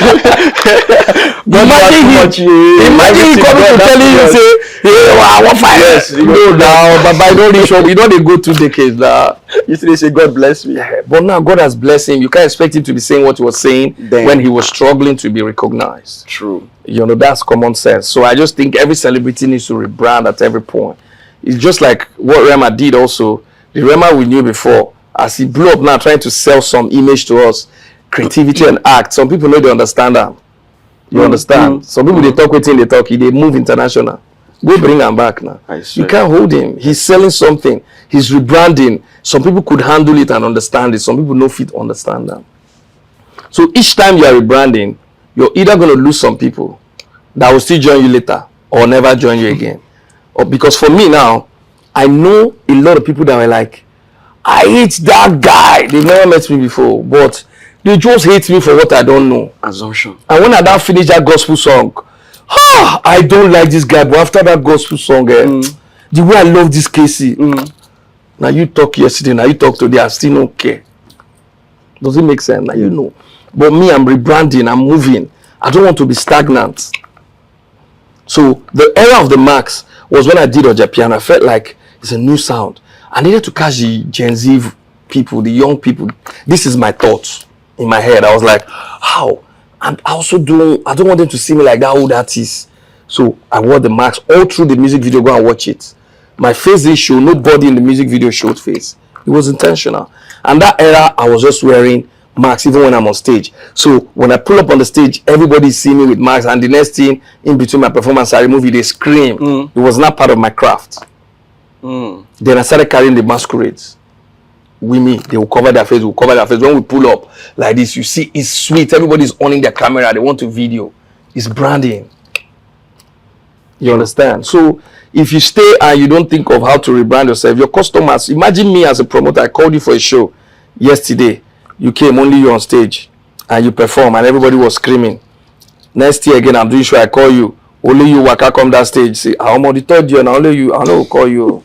Because I will start thinking like, the same thing he did. Like, but people like me, when I pull up on your show this year, when I'm coming next year, it's different. Me, when you call me this year, see me and Oja. The next you see me and my Ogene boys. The next one, if you carry like 20 masquerade, join the other ones, come. So you see different craft and act. And my dressings are always different. Sometimes I'm coming to perform cultural songs, so I'm dressing like this. Like I'm a hip-hop artist. You understand? So I play with your mind. I think opposite, and it's about it's acts. So for me, every move matters. My dressing, my music, the twist about my music, everything is important to me. Ojapiano has come to stay. What inspired that particular unique sound that has made it become recognized now with you? Like I said, it was something I was nurturing inside, like how to export that local sound to more international audience. And Ojapiano, my piano was a thing in 2023, and I was able to put that flute on my piano beats, and that gave birth to a new sound. And when I saw the white people dancing to that content, it went crazy. It was doing like 120,000 videos on TikTok every day for like 1 week non-stop. Wow. And people from all parts of Europe, white people, were vibing. That joy can never leave my heart till I die. It became a huge rave. Yeah, that joy. I was in London sometime 3 months ago. I was in a restaurant. They were blasting Ojapiano honestly to Ojajinja, and they did not know the owner was sitting there eating their food. And my friend had to go and meet the DJ. Who has a song? I was like, oh, it's KCee. His name is KCee. He's a very, I like it. We play it all the time here. Do you know him? Yeah, I know him. He's an Afrobeat artist. Oyibo, the vibe. He said, that's him sitting here. I said, oh, it's KCee? The guy come on a headphone. I'm not joking. Wow. And he play. Just wait. He changed the song and came and look at me. And now I had to, my boys gonna be like, the guy, like when I mean my boys, like my guys, my homeboys were like, show him, like they wanted to, so that when I go, they'll call the content and say, now we bring KCee. Yeah. I had to open my phone and show them my Instagram, and the guy screamed. Screamed at the picture. They gave me blue label that day free. Wow. From the house. They didn't believe I was in the house. So that's how powerful the song went in London. They didn't even when I walked into the house, they saw big past me. You understand? So sometimes creativity is like that. So for me, it was a thought of how to transport the Afrobeat, the Highlife music to more international market.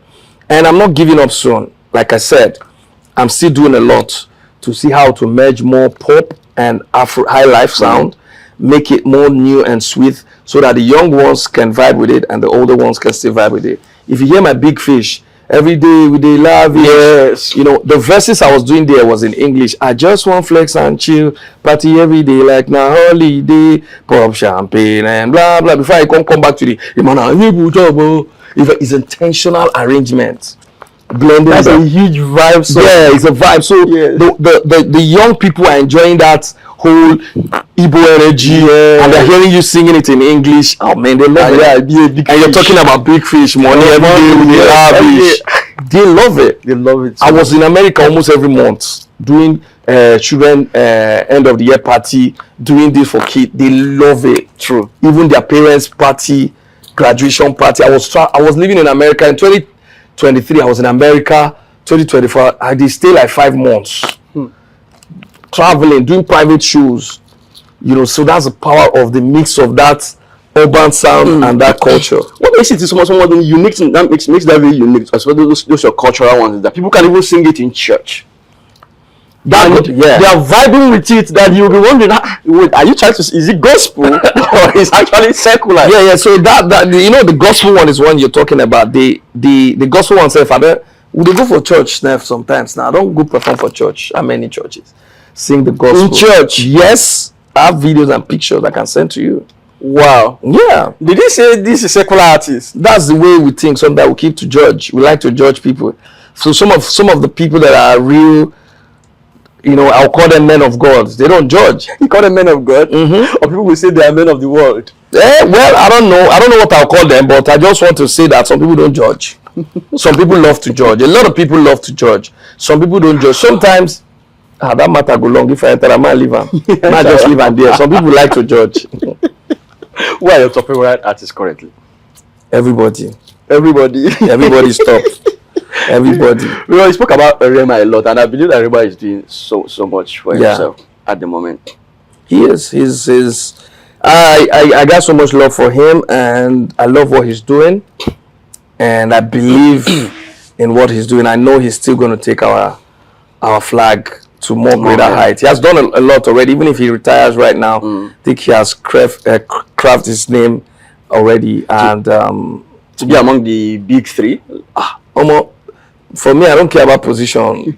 They call big 3, big 5, big 6. Yes, big 6, big 5. All I know is that what he has done, so many people haven't done it, and he has written his name in a nice way that the world will never forget him. Not just Nigeria, the world will not forget him. That's very true. Yeah. I see. You see, people say Davido is one of the biggest. Is it all about the followers or about just who you are or what you are doing? David? Yes. David is big. Everybody can tell. He's big. Everybody loves him. As far as I'm concerned, David is big.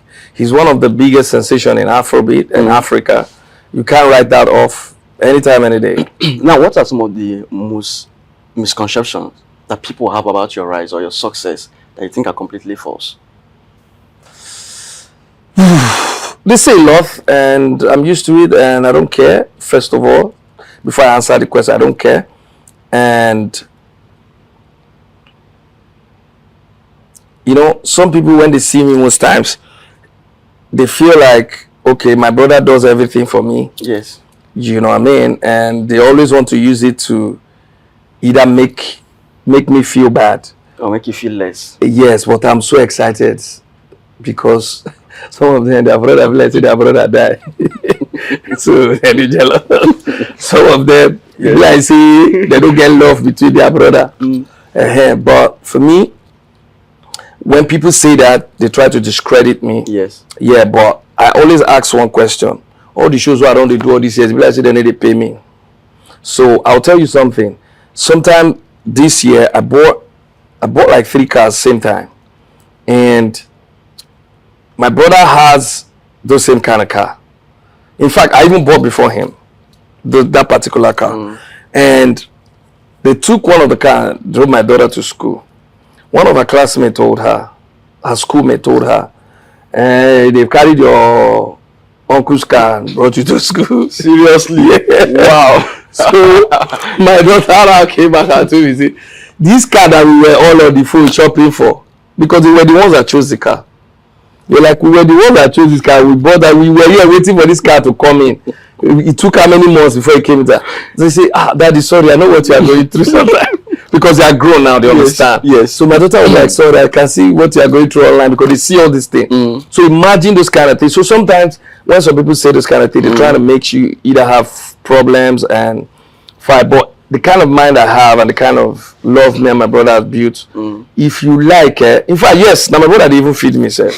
Because they believe that many of them, we have seen the great things you are doing and how your songs are everywhere. As in, you are literally, everybody can see that you're doing well for yourself. But because they see your brother is more on the shiny side. No. Let me say the right word. Because he get money past me. So this generation and these people love and worship money. So for those that doesn't have this, that love and worship money, that's what you get from them. Do you understand? Money is not everything. You know, I remember when I won the Headies Award, I was telling the people, I was like, I love my brother so much. He's my backbone. He's my strength. But don't get it twisted. I'm not talking about money. I mentioned it because they get it twisted. My brother is my friend. The friend I don't have in anybody. He is my friend and I'm his friend. We literally talk about everything. Do you understand? And he's into my business. I'm into his business. We want to make sure we move and succeed. Do you understand? So whatever anybody's saying is noise to us. Because we've been like that from when we're 1, 2, 3, 4. My mother used to tell her that, when 2 of us sit like this, nothing matters to any other. We don't want to see any of our siblings. Me and him, we will hold hands together and be trekking and be going everywhere. When they gave birth to him, that I came to the hospital, I didn't leave. They were begging me to go home. I cried till, and I slept in that hospital. My father had to live with my other siblings. And I was just busy checking my body every time. That was when and after that time, I refused to go home. I stayed in the hospital for extra 2 days with them till they went home. Wow. I don't know how magnetic that can be. So the relationship with me and my brother started from that time. So that's why many people believe that he's one funding your life. Man, they fund that now. Their brother, we don't die. We don't fund their own. How many music they do? Music no they play. And brother, they fund the lifestyle. Yes, and I like it. If their brother fund their own, they will get problem. I'd me ask them, if your brother fund you, your village people will kill you. So I don't care. So, but the truth is, this is an advice to some friends or brothers or siblings. Do not take everything to heart. Because sometimes when people say things like this to you, you either want to start reducing your love for your loved ones or your friends, or try to start proving yourself. Please don't. Because everything people say don't really matter. Sometimes they say them without being, they don't even mean any harm. Yes. Sometimes they just say it the way they feel. Sometimes they don't say it because they want to hurt you. But by the time you start absorbing it and start digesting it and start acting on it, you are the ones that will hurt yourself at the process. So for me, whatever they say online is online. It remains there. They can't come and say it to your friends. No, they can't. Because when they come to me, they always say, oh, you're so different. I'm sorry. I always think you're different. That's life. Now, how would you know that a song is going to do very well? Is it by natural deep instinct? Nobody or just knows. Do something? Nobody knows. Nobody on earth knows. Anybody that tells you he knows, tell the person that KCee says you come and tell him. If the person knows, we'll all be going to that person to pay him to tell us the next song. Even the person himself will not be struggling because every musician struggles. Every musician.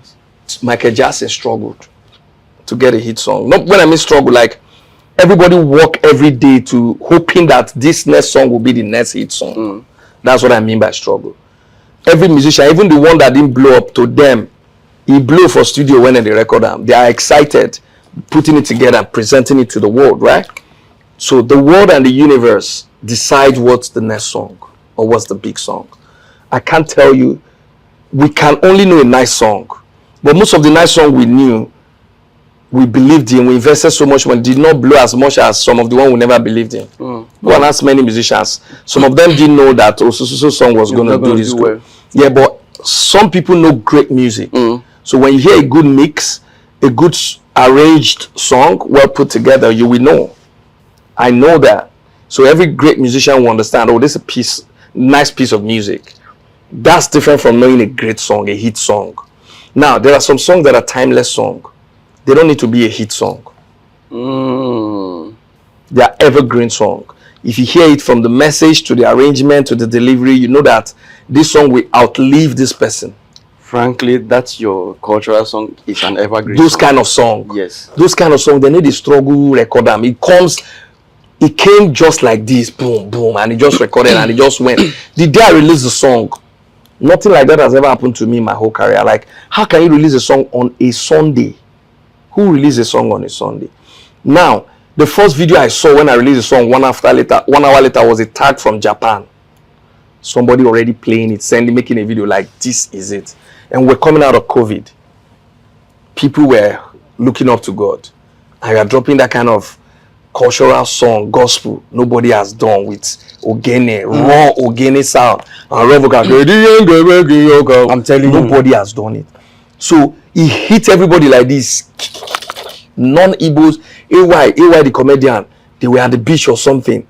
They were dancing to it. They sent me video. I saw Sabinus spraying the DJ, playing the song. Then I saw those videos. They're still on my Instagram. If you go down to 2023, you still see them.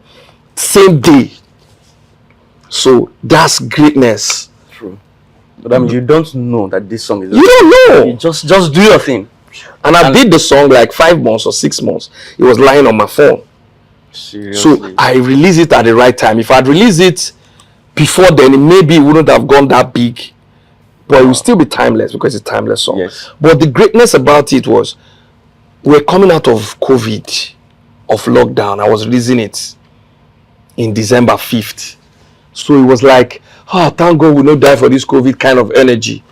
And everybody jumped on it anyway. So music sometimes is time, releasing it at the right time, the right place. You know, there's some song you can release in America and I know go work. If you release them for here, you go work. What do I mean?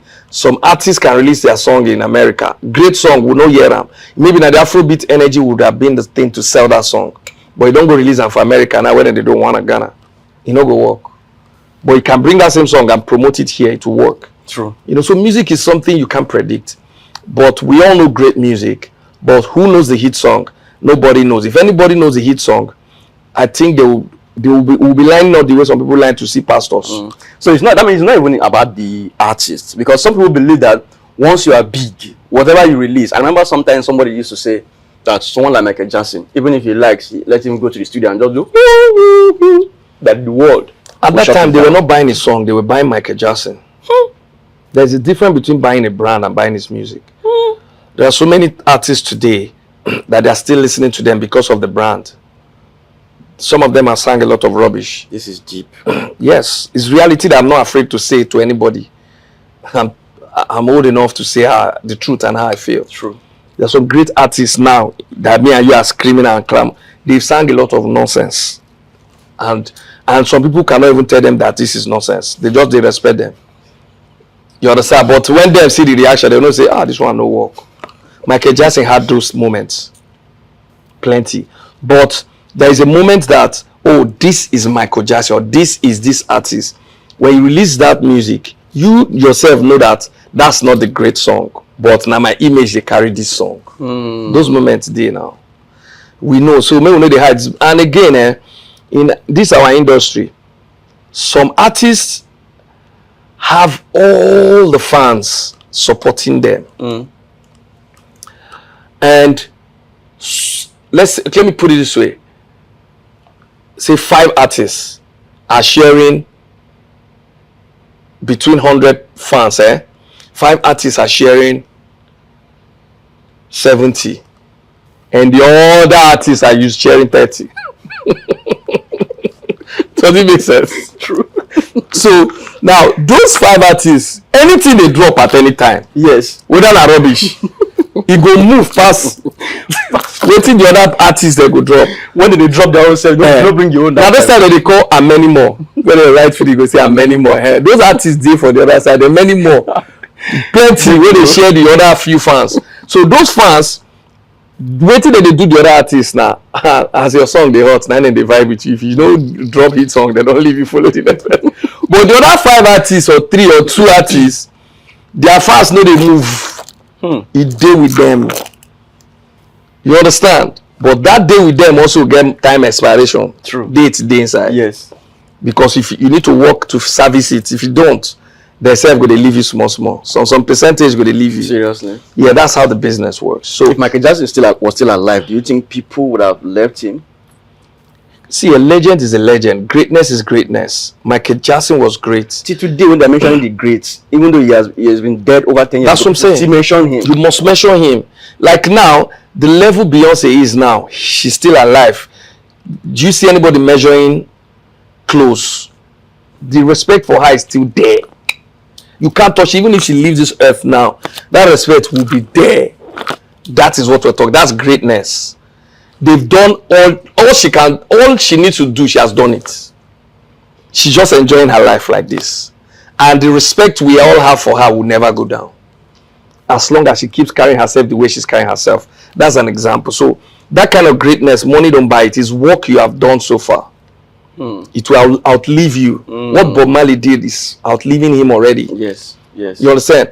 So that is the way I see it. Just do your own part. Leave it.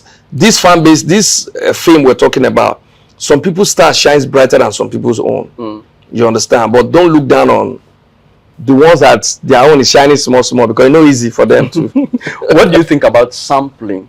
Because people say most musicians these days, they just sample other artist song or some artists of decades. They just go and sample their song and try to revive it or rewash it to just bring. What do you think about that? The world is about sampling. Even some of the songs that Michael Jackson did were copied in the 30s that me and you didn't know. Are you sure? Yes. I told you my father was a DJ, sold records. I wish I had some of them in my head. I have some of them on my phone. Some of the songs that were recreated in the 60s were done in the 30s. Seriously? Yes. Some of the songs in the 60s has been recreated now that were not great. Those songs were not popular, but they were done in the 60s. They were recreated between the last 10 years, and most of the fans don't know. Some of the song Idris Abdul Karim did, my daughter, they don't know those songs. If I do that song now for this generation now, they will applaud me and they will think it's a new song. Some of the song Idris number 2 Teo. If you ask some of this Gen Z who is Idris Abdul or play if you dance a musician, they no good no. Even me say when they talk, some of my songs I did 26 years ago, they're no good no. If I pick up some of that song by myself and remix it now, they will shout and applaud me. That is music. So what am I trying to say? You can pick up anything. It depends on inspiration and idea. Music is recycling. Every melody anybody has given to you now is somewhere, somehow familiar with something they've heard before or they've not heard before, or it gave them an idea before they gave birth to a new one. Are there new creativity? 100% yes. In every creativity, go and check, there is similarity. As far as music is concerned, every new creativity, there is similarity.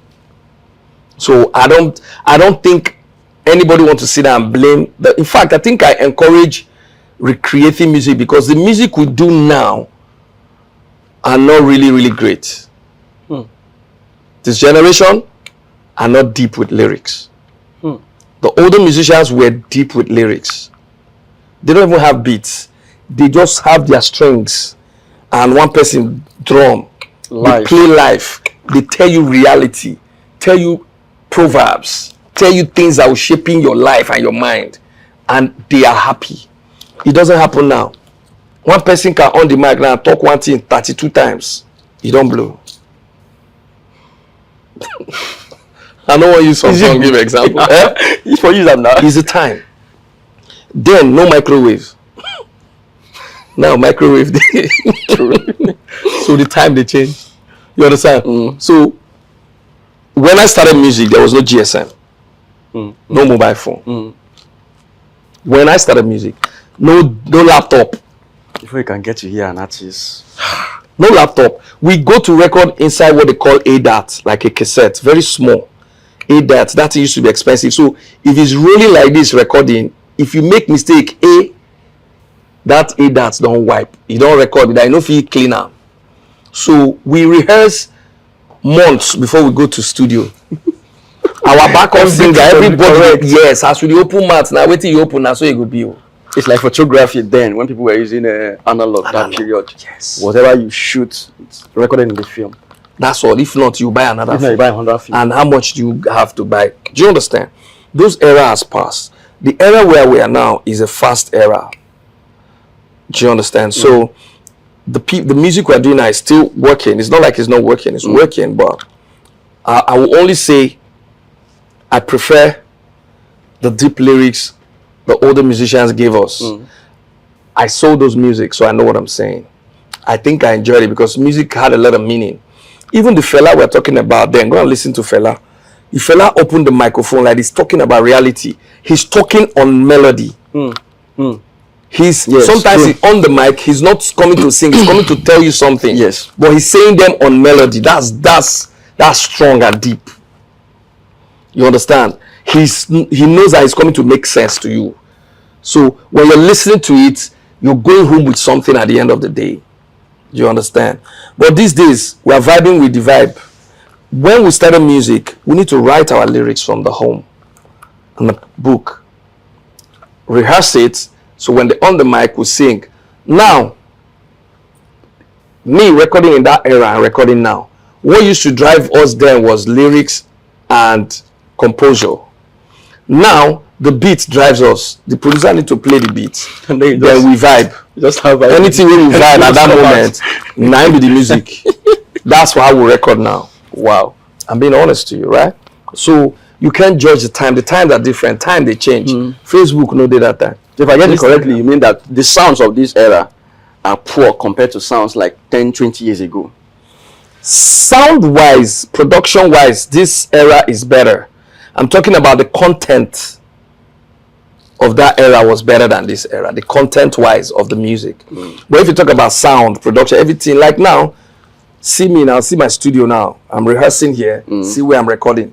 Before now, I go part this place, cover them, wrap do everything so the sound no go enter, escape. If this gen only make noise from 90 tomorrow, we get with go use commodity gen. In this era. Yes. You understand? So things have changed. So I just feel the lyrics then, the content then is driven by reality.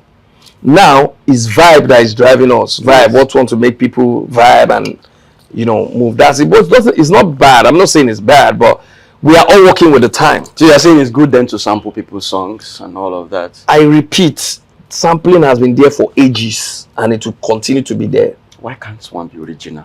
Everybody is original, but you can't keep being original all the time. In your originality, sometimes you want to feel like, okay, I like this thing. It's like act. If you like this sound and it's giving you an idea, you can recreate it. You don't need to keep it. Should the owner sue you for that? You take permission to do it. And anybody you take permission from to do his or her record can only be excited to do it. For you to do it. Except you don't. And sometimes there's a way you can bend that same melody. The person, you don't need permission. Because there are rules to these things. There's a way you alter it. You don't even need to stress yourself to go and take permission. Yeah. You've already altered it. Yes. That's why I say that music reminds you of some. If it reminds you, this melody reminds you of this, you can tweak that melody to another melody. It has given birth to a new melody. But the truth is, that melody was coming from somewhere. Something reminded you of that melody.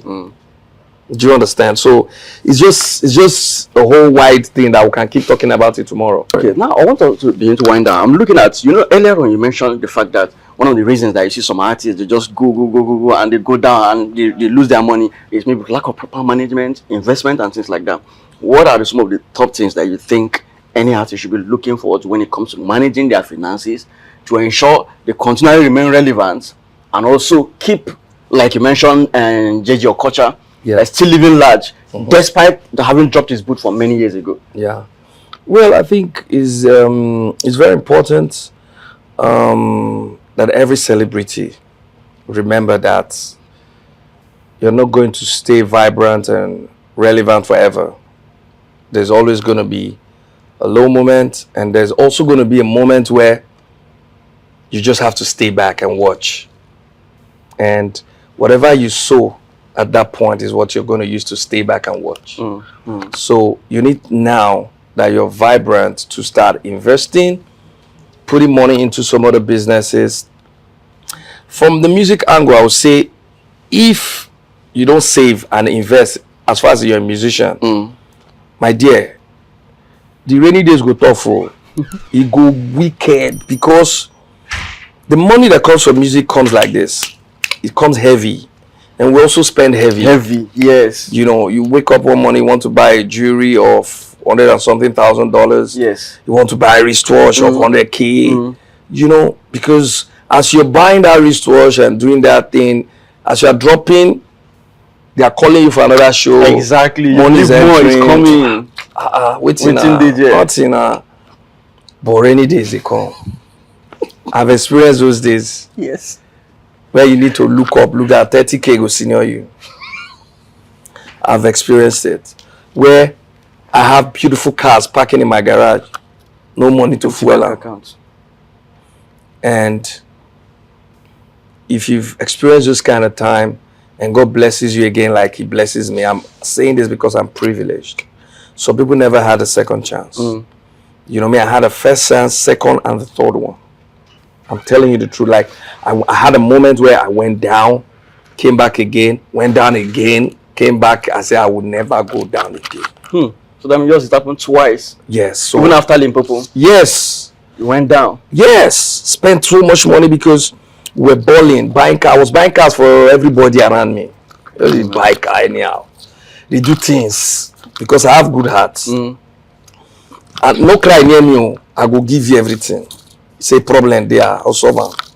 I'm not saying don't solve problems, but think of tomorrow, invest. So, having said that, I've experienced all of this, so I'm going to speak from experience. If you don't invest, you're going to go and beg for money to take care of your health. Because the health we're seeing today, we use them so rough. If you are an active musician, you understand what I'm saying.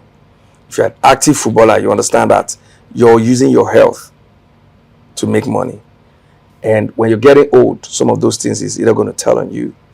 You either need to sustain yourself by taking care of yourself, and you need resources. So all you need to do is to invest because of those. Remember, you start having kids. The initial stage, no kids. So you could buy jewelries, you could buy cars, do a lot of that. But when you start having kids, you're no more feeding yourself alone. Feeding like 2, 3, 4 kids, plus your spouse, then family. So what am I trying to say? There is an urgent need for investment. There's an urgent need. Sometimes if you don't have the time to invest your money. Let your money give birth to more money. Go and put your money in some places, some business. Invest in some people's businesses that already know their business. Now I'll tell you for free, some of us, I went into a lot of wrong businesses that swallowed my money. I didn't know about them, but I just wanted to invest. And those investments kill my money. So I now grew to a point where I know how to invest into other people's businesses. I just think investing wisely is also very important, because when I tried to invest at some point, I invested into businesses I didn't know about. I went to China. I went to China in 2016. I made some singlets and boxers, pants and bra for women, and all that. I did a whole lot of that. I didn't know about the business. Came here, it flopped. I had to pack all those things in my warehouse, started dashing people and all that. I invested into another business my wife didn't know about, children's wear. We went to Turkey, imported like a whole container. It didn't work. I invested into furniture business, imported furnitures and all that. I can keep counting, but you know the truth, all this money went down the drain. You just go and buy and invest into them. Yes, because I was hungry to invest. After the fact, I noticed, I learned that you need to invest. So investment self, no be say you go just go invest. Yes, so you can say, invest. You now put money so somewhere. You need to know what you need to invest. I opened a hotel, and now the hotel is leased out to people because I can't run it. I don't have time. I had to lease it out because the people running it were just eating my money and all that. Do you understand? So what am I trying to say? In the midst of us shouting investment, that's what some people don't tell you, that you need to invest wisely. You need to be sure of what you're investing into. Sometimes, if you don't know any business, you can invest that money into someone else's business. Have a proper agreement. The person, he or she might be passionate with their business. They don't have capital. So there are some people I linked up to China. From 2016, 2017, I've been going to China. So I linked some people with some people in China, and they were doing it. I had to finance it. Their passion was driving the business. I was getting profit. That's an investment, right? And I have a bottled water factory in the East also I did. Very huge, right? So business is important, but we the musicians or we celebrities, sometimes we only know what we know how to do. Sometimes we invest and we lose everything. Yeah. So I will not forget to advise my people that while I'm giving this advice. Invest wisely or look for professionals in whatever they are doing and invest with them, and make sure you have good legal structure, so that you guys cannot fight, because some people have experienced some people fighting also. Having said that, whether you like it or not, you need to invest, because when the sun can go down in the evening, now that I go know, say savings good. You understand? So my advice is just going to be save and save wisely. Now in 2026, there's so much ways you can save money. There's so much way you can invest money. There's a lot of tech happening here and there. There's so many places your money can fight for you without you even doing too much. So for now that you don't have the time and all that, look for those kind of investments. You can put in money and your money will run for you. Or you can buy shares and all that. There's so many things you can do. Let me put it that way. But I just think that investment is important. If you don't do that, you're definitely going to end up begging. With love and respect, you can see what has happened over the years. A lot of our celebrities, when they end up getting to the older level, you see them begging for medications, money to take care of their health. And you've used these health to make so much money, but you forgot to save money for the rainy days. So my advice is we all need to save, including me speaking, Kingsley, KCee. I know the power of saving because my brother, I have broke to the level that I have to also look for people to give me help. But the difference here is that God has always been faithful. I'm a fighter. You know, each time I see myself going down, I fight and fight back. And before you know, I'm on top of my game and I'm getting paid. You understand? So my advice for everybody doing entertainment, whether you're doing soccer, whether you're doing music, whether you're doing movies, anything entertainment, don't get too carried away. Invest with people so that your rainy days will be protected. Is it possible that someone can be so big and have so much money that you can't go broke no matter what? It's impossible. Impossible? Yes, you can go broke no matter how much you have. No matter how much you have? Yes. Can Dangote go broke? Yes, if he doesn't manage his resources. I don't want to call names. I know trillionaires that are broke now, died broke, Seth. Seriously? I don't want to call names. I know like two. When I mean trillionaire, they have jets and they died without any of those things. They died owing so much money. They died out of pain that they can't believe it's them. Wow. Yes, now. Don't let anybody jets. I play. Don't be play now. You think that when you have so much amount of money, you can't go down again? Money needs house. You need to build a home for money. You need to give it shelter where the money will be relaxed. There are some money that are relaxed. Now those kind of money they finish. Because some people believe that if you have like, let's say you can't get like $2 billion. Do you know how many years? Let's say even if you're spending $1 million every day, you know how many years it would take you to consume $2 billion? If you have a $2 billion without making that money recycle to make more money, you cannot even the years you're counting to spend that $2 million will not be up to that year, because the two of them they sell champagne last 5 years, not be waiting on they sell champagne this year. That $2 million could go down more. And don't forget, you go to spend money, they take care of people around you and all that. Money is loud. No matter how quiet you want to be, even those ones that are not loud, they always want to give helping. Even the ones who don't want to give helping hand, they want to spend and lavishly with their girls and women. The money must be spent. As long as the money there, you must spend out. The only smart thing is, why do you think Dangote is still fighting, waking up every morning, trying to build refinery, trying to do this, trying to do that business? The other day, I saw how many trucks of Dangote that was lined up in hundreds. Why do you think he's going that far? business must go on. You need to make more money. You understand? So the fact there's nobody that is wealthy that will not want to keep making money. Name it. Why do Donald Trump want to come back to complete his second term? True. Why do some people who don't be president before they fight won't be president again? You know the bellyful money, you know the bellyful. But the truth is, my advice is, so it's not about how much you have. I think it's about how much structure you can build for that money. And I think that wealth is not how much in the bank. It's about how many structure you can build that can recycle that money and make more money, sustain the money. Because we all spend money every day. You know, no matter how much you look at the bank, sometimes you put 10 million naira in the bank, for instance. You bath now, you go buy soap now, you go chop food. No matter how little those money they come out, you don't come out from 10 million. Go they come out like that, keep dropping. You know, but realistically, I think even the wealthiest people also want to see money still coming in every other day. So my advice is invest, especially this business we're doing that we love glamour. We've experienced fame and all that. Yes. Imagine tomorrow you don't have money to buy business class tickets that you've been flying all your life as a celebrity. You now find yourself flying economy. The depression will kill some people. You understand? And I've seen that come into play. And that makes some people, they start hiding, they start locking themselves indoors. They don't want to go out and they die of that depression. True. You understand? So don't put yourself in that situation.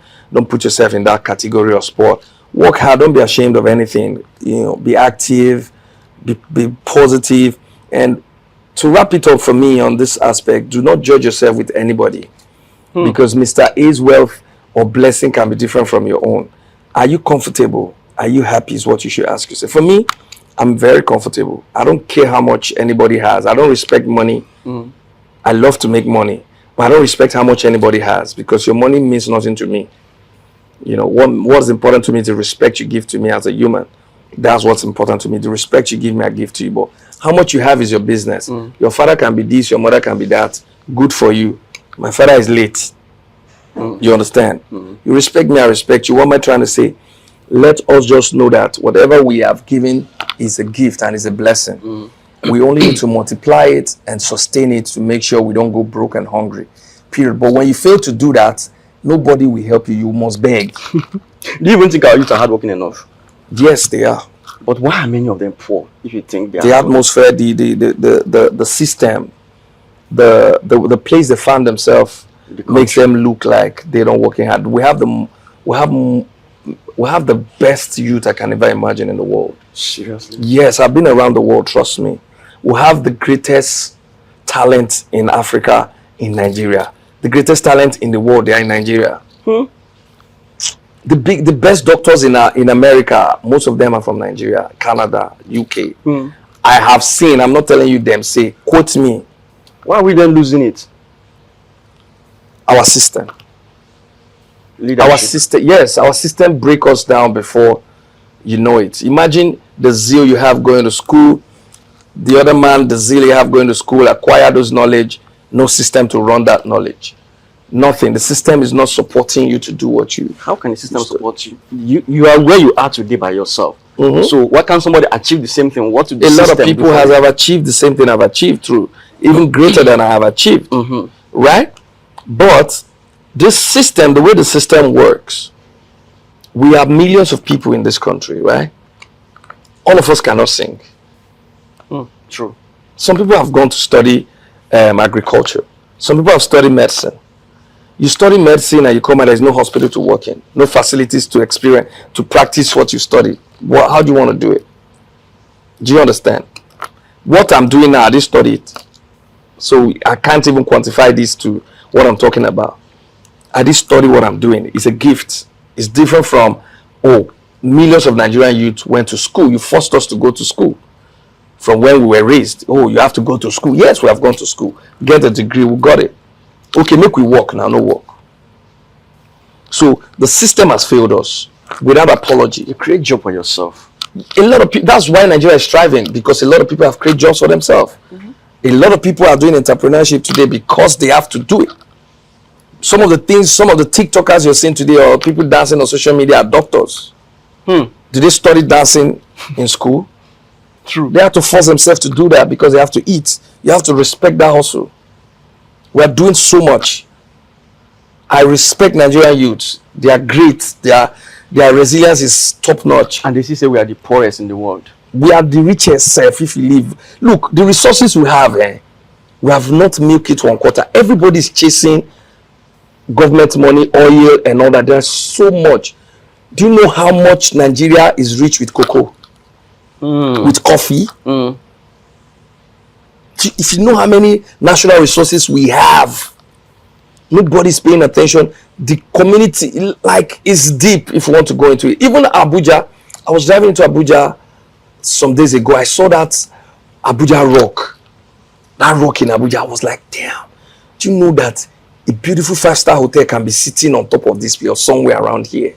And it's true. Where people can be coming to watch this rock. Like, build it, make it so nice that I don't need to go to Zanzibar. I don't need to go to anywhere. I want to go to that rock. Give it one beautiful name. Build some things around the rock, around some houses and all. Man, I will spend 1 week there with my kids. I've been to Jos, where water they run out from rocks like this. All you need to do is just to create road to those places, make it look beautiful, put lights, put some flower, build offices for people to make them to the turn money. Nobody's doing all of that. Wow. If you try to do it, the same government that will support you to do will fight you, will tell you to pay for this, pay for that. When you do tomorrow, another government come in, they will chase you out. Everything is going to be destroyed. No accountability, no records. And we are allowing it now. The system has failed us to change the system. Now we don't try. We don't fight. This matter long. But the truth is, it's only going to take a little time. The transformation is here. I believe the change has come. This change is going to be here soon. And I think the new leaders we're going to be having soon, probably by the grace of God, inshallah, It's really by the grace of God. we change things. Because I can see a lot of change and revolution, and things have changed. And I'll say big shout out to whoever that created social media. The internet has done a lot. True. In no time. And I always tell those that have ears to hear and that are intelligent to see what is playing out, that internet has done a lot. And for the fights that you're trying to talk about, we cannot fight. Let's keep using the internet nicely and wisely. It will fight for us. Because a lot of eyes are opening. Internet will not come outside to do the fighting. No, you have to use it. They know what I'm talking about. You too, you understand what I'm talking about. I might not be able to say some things. I don't want to be arrested. I don't have to fight for me. I'm being honest to you. You will be arrested. Yeah, but the truth is, the government we're living in now is not compared to what was happening before. I believe that we are in a part of change and transformation. I, Kingsley, is telling you, I'm not a politician. I don't do politics. I don't think I ever want to do politics. I don't want to ever do politics. But I'm telling you that things are happening and it's in everybody's face. Even the politicians now are speed to respond to some issues that normally before they will not respond. So even if they're taking one step to respond now, it's a stepping stone, and it's a moving step that in no time they can increase their steps. But it takes us, the masses, to also organize ourselves and be nice. In the midst of all of this, we're saying the government are not the ones in the bush kidnapping. True. It's my brothers, your friends. Do you know that they are agents of the government? You can have the ones that are the agents of the government. Some are not agents of government. We've seen a lot playing out. If you're a realistic person, you'll be honest to yourself. At this point in my life, I don't want to paint things or clone things to make things look nice. No, I don't care. But I'm being honest to you that if we hold hands together and speak the truth will make way for us. In 2026, going forward, reality will stand more. And why I said big shout out to social media is that things play out and people see it on the spot. So there is no much room for people to hide anymore. There's no much room for people to lie or dodge anymore. So it takes smart generation to capitalize on things like that. Our parents were living in Anambra, in Imo. They did not know what was happening in Abuja and Kaduna. Now wait till NTA show them, then go see. Yes. Yes. But today we get that privilege. Make we use and we make we know they complain. So it's good as US want to invade us then. If US, I don't know the meaning of their invasion. Then they here since now. They know they here before. Are US not there before? They've been here now. At least to come and save people that are dying. They should come now. If they want to save dying people, should we tell them not to save dying people? They should come and save now. The truth is that I'm not a politician. I might not be able to calculate all those mathematics between US coming and going. I know music. You understand? Yeah. I might not be able to calculate all that. But the truth is, this generation has all it takes to correct every mistake that has happened in the past. The only important things I'm going to say to us in this generation now is smart, wise, be organized. Be what? Organized. Be realistic. And with one voice, there can be a transformation. Yeah, true. With one voice. With one voice. The problem I see now is that if you come up now and be like, I want to organize these people now, let's make things happen. You see the people that be like, leave that one, they don't pay them. Yes. If this one come now and be like, okay, I'm the one that will do it, say, who will be this one? Where is he coming from? From where to where? Who are you? So we are not together.